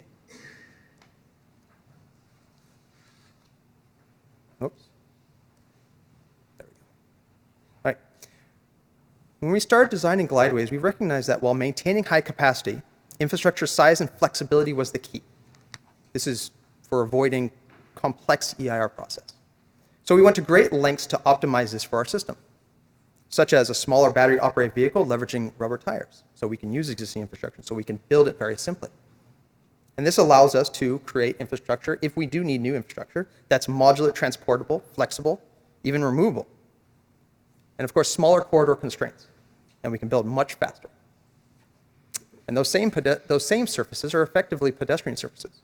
So while you're building out a system, or if you have to bring back a system, you can use those for bike paths or pedestrian access. And so the result of all this focus is a price that communities can afford, $20 million per mile. And that's for 10,000 people per hour capable infrastructure. That's 2 elevated lanes in each direction, boarding zones every quarter of a mile, garage facilities, and a fleet for 1,000 people per hour as a base.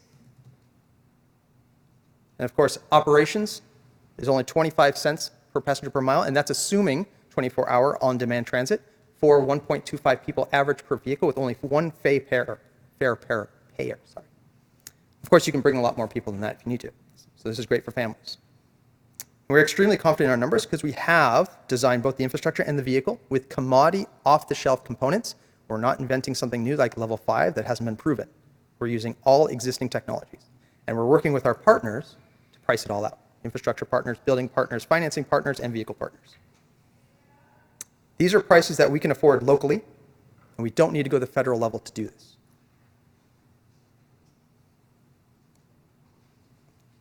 And what these prices mean, and the flexibility, means you can build something small on the ground for low cost.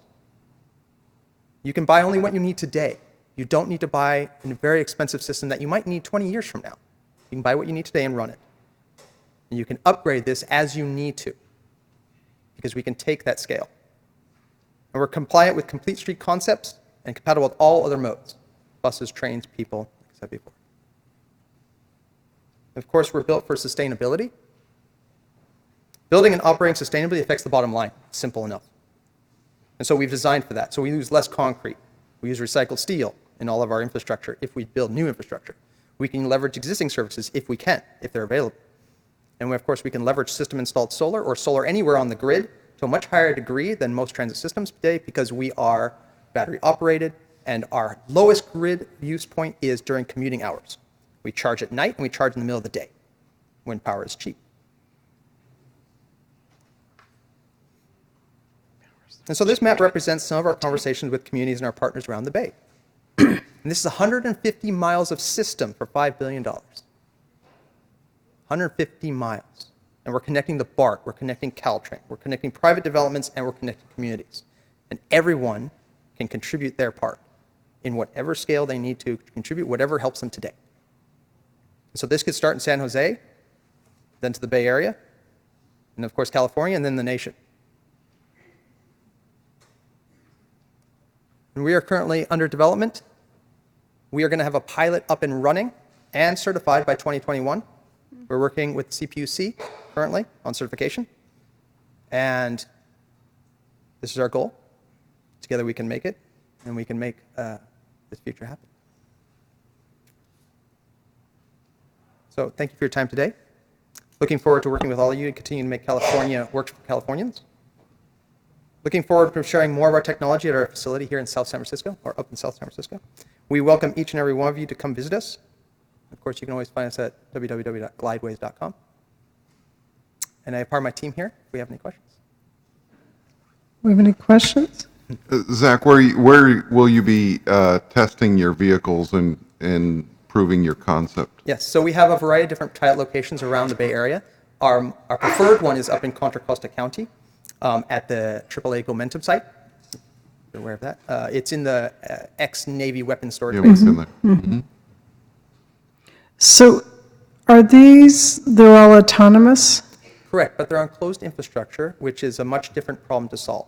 So is that an overhead catenary then that you need? They are battery operated, so there's no live power on this infrastructure. So it's completely safe for pedestrians travel if you wanted to revert it to something like that. So these images we see, what's that thing going up?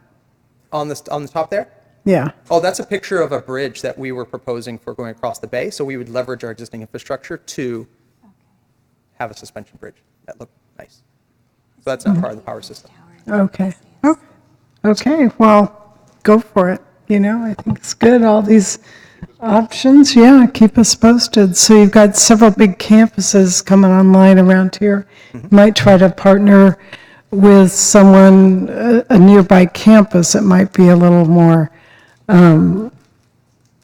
real-world-ish in terms of, as opposed to the AAA test site, which is, we have a little challenge sometime going from a test site to the theoretical to the actual gets lost sometimes. So if you can do more real world, I would think any of our mass attendance attractions too. This looks very much like something we all would have been using at Disneyland for the last 50 years or something, and Disney continues to pack people in day after day. So, it's test it out, and I'd say more power to you. So. Zach, thanks for your presentation today. What is the width and how much space roadway do the vehicles take? Yeah, so each roadway, or the space required for each vehicle, is about 1.5 meters. Typically, we like to put 2 lanes next to each other for redundancy, so we never stop the system, no matter what happens. So no one's ever late for anything. Alrighty, well, thank you. We appreciate you coming. Okay, item 64, Garth? Yes, Commissioners, Jim Harnett, the General Manager at Caltrans, will provide an update and an overview on their business plan.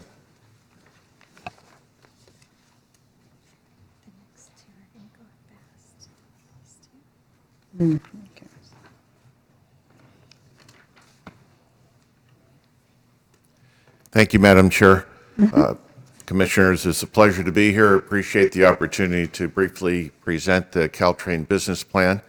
I would also like to thank you for all that you do for the state and the investments that you've approved into our system. We're a multimodal modal provider, and we've greatly benefited by our relationship with the CTC, and we thank you. And it's easy to see how hard you have to work in all the various agenda items that you have. I need to say that I do remember Lady Bird Johnson, but I At least there's two of us. but I have a faint memory of Abraham Lincoln as well. And I have to say that I stole Abraham Lincoln from Commissioner Gardino. He spoke often and early to me about our Caltrain system and how far back it dates. And it dates back to Abraham Lincoln. Times have changed. We were a much different corridor from San Francisco to Gilroy during that period of time. Not all the towns and communities existed. There's been a lot of growth in the area. And you know better than most how the region has changed, how dynamic it is, and what it means to the state and the country. And the Caltrain business plan is built around that change. We know that by 2040, there will have been a 40% growth of people who live or work within 2 miles of our Caltrain line. That's another 1.2 million people will be close to our line and in need of our services. We already serve over 60,000 riders a day, and we take off the roads in our region every single day more than 1,300,000 miles not driven. But with the investments that are going to come through our business plan, we'll have further connectivity to the region. We'll be connecting in and through the downtown extension in San Francisco, the Central Subway project in San Francisco. We hope that we'll have a Dumbarton rail connection, a rebuilt rail bridge across the bay that will serve the passengers who need their service. BART to San Jose is coming, as you know, and we will be connecting with them. We are working together with high-speed rail for a blended system from Gilroy to San Francisco, and there's hope even for us to connect into Monterey County with the Salinas rail. So we're not waiting to 2040 to make improvements in our system. As you know, our path to modernization began not with Abraham Lincoln and not with this change of the steam engine to the diesel, but it began with our electrification project that has tremendous local, regional, state, and federal support. We've broken ground, we're laying foundations, we're stringing wire, and this is the foundation to build even bigger dreams. The electrification project was a dream from the early 1990s. That dream is coming to a reality, and it is a reflection of the importance of our corridor to the state and to the nation, that we have achieved the investment necessary to build out our electrified system. But it is only a beginning. As we know from our business plan, there's much more to do, and there's much more that we can and should do by 2040. Our business plan has been developed over a period of 18 months with tremendous outreach to the jurisdictions that we touch, to the region that we serve, and to private and public sector stakeholders in our corridor, abutting our corridor, and around the state. The vision would dramatically change what we were able to do at Caltrain and would make it a critical mobility choice for perhaps over 180,000 riders a day. A few key features of the service vision that will be recommended to our Board of Directors at its October meeting include fast and frequent all-day service that could include express trains every 15 minutes, all day, every day. Increased off-peak and weekend service of a level that had never been imagined before. It'd be so much more user-friendly. You could show up and find service easily at any time of the day You would know the schedule, but you wouldn't have to pay attention to it, because when you got there, the train would be coming very shortly, no matter when you arrived. It would nearly triple the capacity for ridership from what we have today, which has tripled on its own over time, with the expansion of our service through our baby bullet model that occurred some years ago. We would have end-to-end service unlike what we have today. We would have end-to-end service from San Francisco to Gilroy, which would be tremendously expanded. We'd have comprehensive local service providing coverage to every community more often, more quickly, and better than what we do today. And connectivity would be substantially improved. Well, when we look at the cost of what we might invest, we like to put it in context, and we call that lanes versus trains. You're very familiar with what the investment in lanes costs, and also the constraints that we all have in adding lanes to highways, and the desirability of doing so even if we can. Well, while our plan is not inexpensive, it has the power to make a real difference in how people move around this region. The service vision would mean that Caltrans could carry the equivalent of 5.5 new freeway lanes of passengers on Highway 101. And if we add to what we already do today, that's a total of 9 lanes of traffic that we would be, in effect, replacing. So where are we? As I said, we have done substantial technical and other planning work. We've presented to our board of directors, and we've reached out tremendously. We made our draft recommendation to our board in August. We are going around to our stakeholders in August and September and coming back to the board to either reaffirm our recommendation as to the service level or to potentially modify it based upon the input that we have received from those in the community and from our board members as well. This is an exciting, transformative time for this system that is so important to the region. We are, as indicated in the Independent Business Plan report, the most efficiently run commuter rail service in the country. We are already the 7th largest commuter rail service in the country. We have the highest fare box recovery that supports operations of rail, of heavy rail in the country. We're very proud of where we are and what we've done and what we've accomplished, but we have so much more to do. And we're tremendously excited about the future and tremendously excited about the partnership we have with you and the investments you've already made with us. So I want to thank you for this opportunity to have presented and appreciate all that you do for the state and the region and for us. I'd be happy to answer any questions. Thank you. Either way, we'll do Commissioner Gometti and then Commissioner Gardino. Jim, quick question. I believe you're only electrifying right now from San Jose to San Francisco? That's correct. So what's the timetable to electrify San Jose to Gilroy? So San Jose to Gilroy was not in our budgeted process. It is part of the plans for high-speed rail. They need to electrify when they come from Gilroy to San Jose. The line from San Jose to Gilroy is not owned by us. We own the line San Francisco to San Jose. It's the Union Pacific line from a bit south of San Jose down to Gilroy. So we have limited rights to use that. But the state, in partnership with High Speed Rail, is in discussions with Union Pacific about acquiring rights to that right-of-way such that an electrification project could proceed.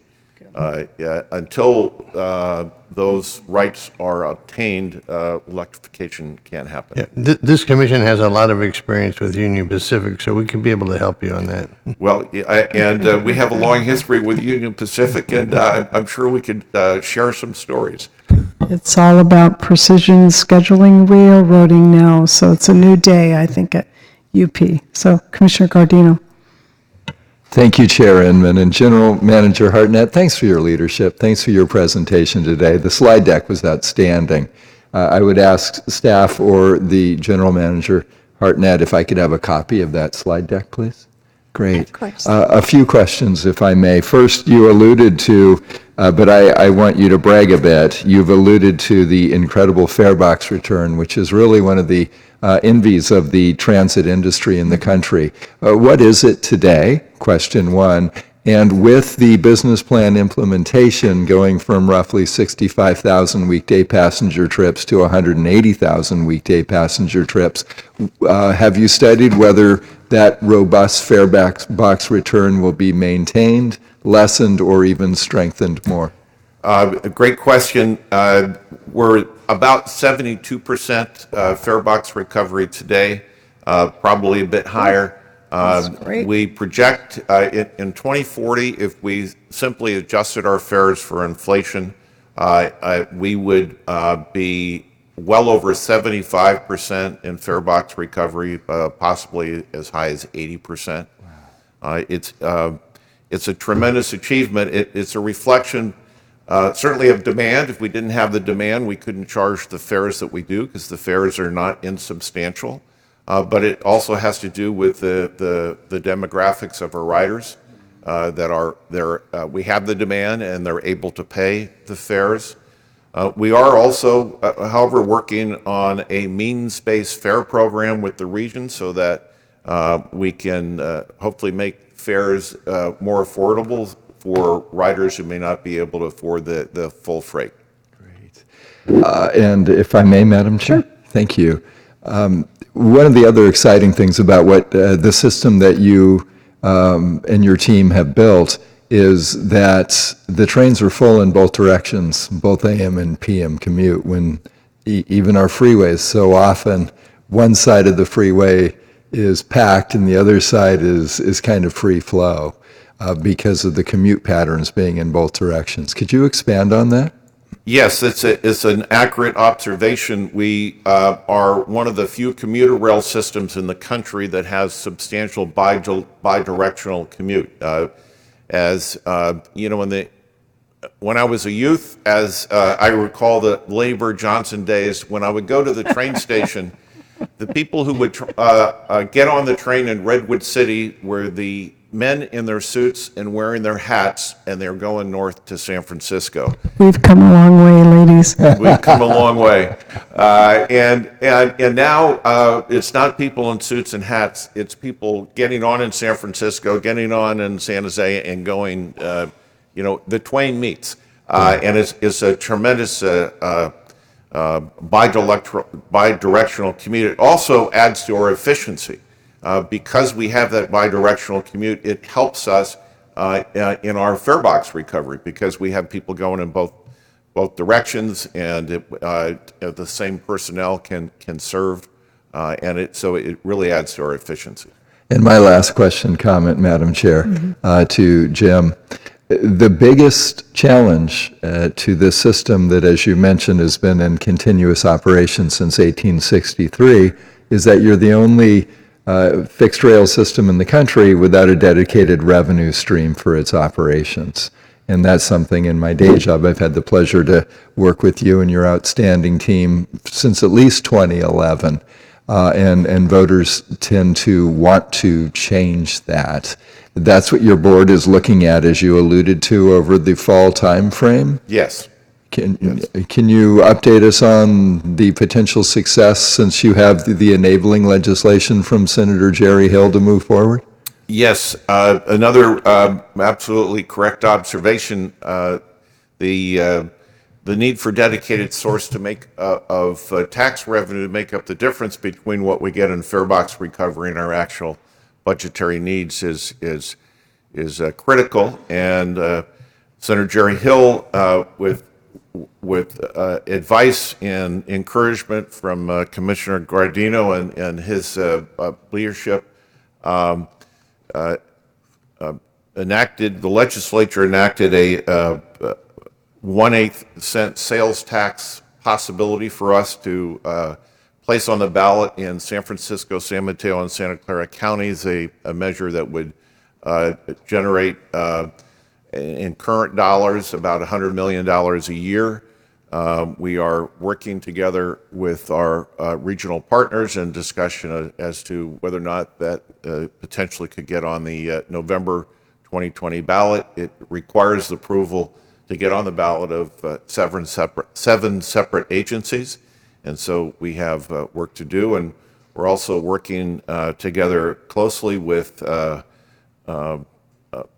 many really important leaders in the region, including Commissioner Gardino, on a potential faster Bay Area measure that would be a 9-county measure that would support systems such as ours and others in transformational ways. And so we're optimistic that one way or another that we'll be able to achieve our vision of a dedicated tax source that will help us embrace the future as we need to. Thanks for your leadership on both of those potential efforts. Thank you. Alrighty, any other questions? I have just a couple. One on your slide that showed the population, I think was it 1900 that you started? It was just after Abe. Yes. Okay. I think if you could put on there your daytime population as well, because, I mean, for one thing, Santa Clara County, look where they were in 1900 and, with 2040, they've lapped some of their neighbors in terms of growth. But I think, at the commission, we worry about mobility and this whole category of supercommuters. I don't know if that definition was invented here or not, but it is clearly a challenge, and we know that, especially with our drive till we qualify. But I would be very interested in knowing a little bit more about the length of the commute. I mean, how far, because I'm guessing that the service one would have provided in the early or the late 1900s versus the growth and the projections. What else is going on? What else can we learn from that? And, I've personally done some of my investigative research on where are these supercommuters living, and we hear these horror stories of, 90 minutes plus, but I would argue it's probably 2.5 hours plus. So I think more information around not only your population, but your daytime population, and so we can make sure that all of us find the very best solutions. But thank you for what you're doing. And thank you for your suggestions. That helps paint a broader picture. We know that the average commute just on the train system itself is about 23 miles. Okay. But that doesn't count for what the commute was to get there. To get to the train. Okay, but I think the more we can get our partners to really look holistically and help us, not that you're responsible for the first and last mile, so to speak, but I think what we need at the end of the day is that end-to-end mobility solution that's really a viable and sustainable solution. So anything more you can do about our daytime population? You mentioned that it used to be only the guys in suits, and now it's very different. I would argue we've seen work weeks. The future of work is also changing right before us. I'm told that part of the housing growth in Sacramento is being driven by folks that work over here and commute in, not every day, but anything else you can help us be smarter and therefore wiser and make better investments, we'd appreciate. So Thank you very best much. critical thinking would help. Thank you. Thank you. Okay, thank you all. For those that can hang with us, we are now going to go to item 67, I believe, and it says Teresa, but it's really Dawn. Yes, thank you, Commissioner. So item 67 is a STIP amendment for notice. The San Diego Association of Governments is requesting to program $2 million of border infrastructure program funds for the State Route 11 Otay Mesa East Port of Entry Investment Grade Traffic and Revenue Study Project. The funds are proposed to be programmed for the project approval environmental phase in the 1920 fiscal year. This item is for notice only, and no action is required at this time. Thank you. Duly noticed, unless there's a question. If not, we'll move on. 68. Yes, 68 is again a STIP amendment for notice. The San Diego Association of Governments is requesting to program $1 million of border infrastructure program funds for the northbound border wait time data collection system for the San Ysidro and Otay Mesa ports of entry project. The funds are proposed to be programmed for the project approval environmental document phase for fiscal year 1920. Again, this item is for notice only and no action is required. Okay, do we have any questions? Hearing none, are there any public comments? Thank you to all of those that stayed with us. And then, unfortunately, you know, when we talk and we mention Gilroy, I can't help but think about the tragedy that's occurred at the Garlic Festival. So I think if my fellow commissioners will join me, I would suggest that we all once again stand with a little moment of silence in honor of the victims for the Gilroy shooting.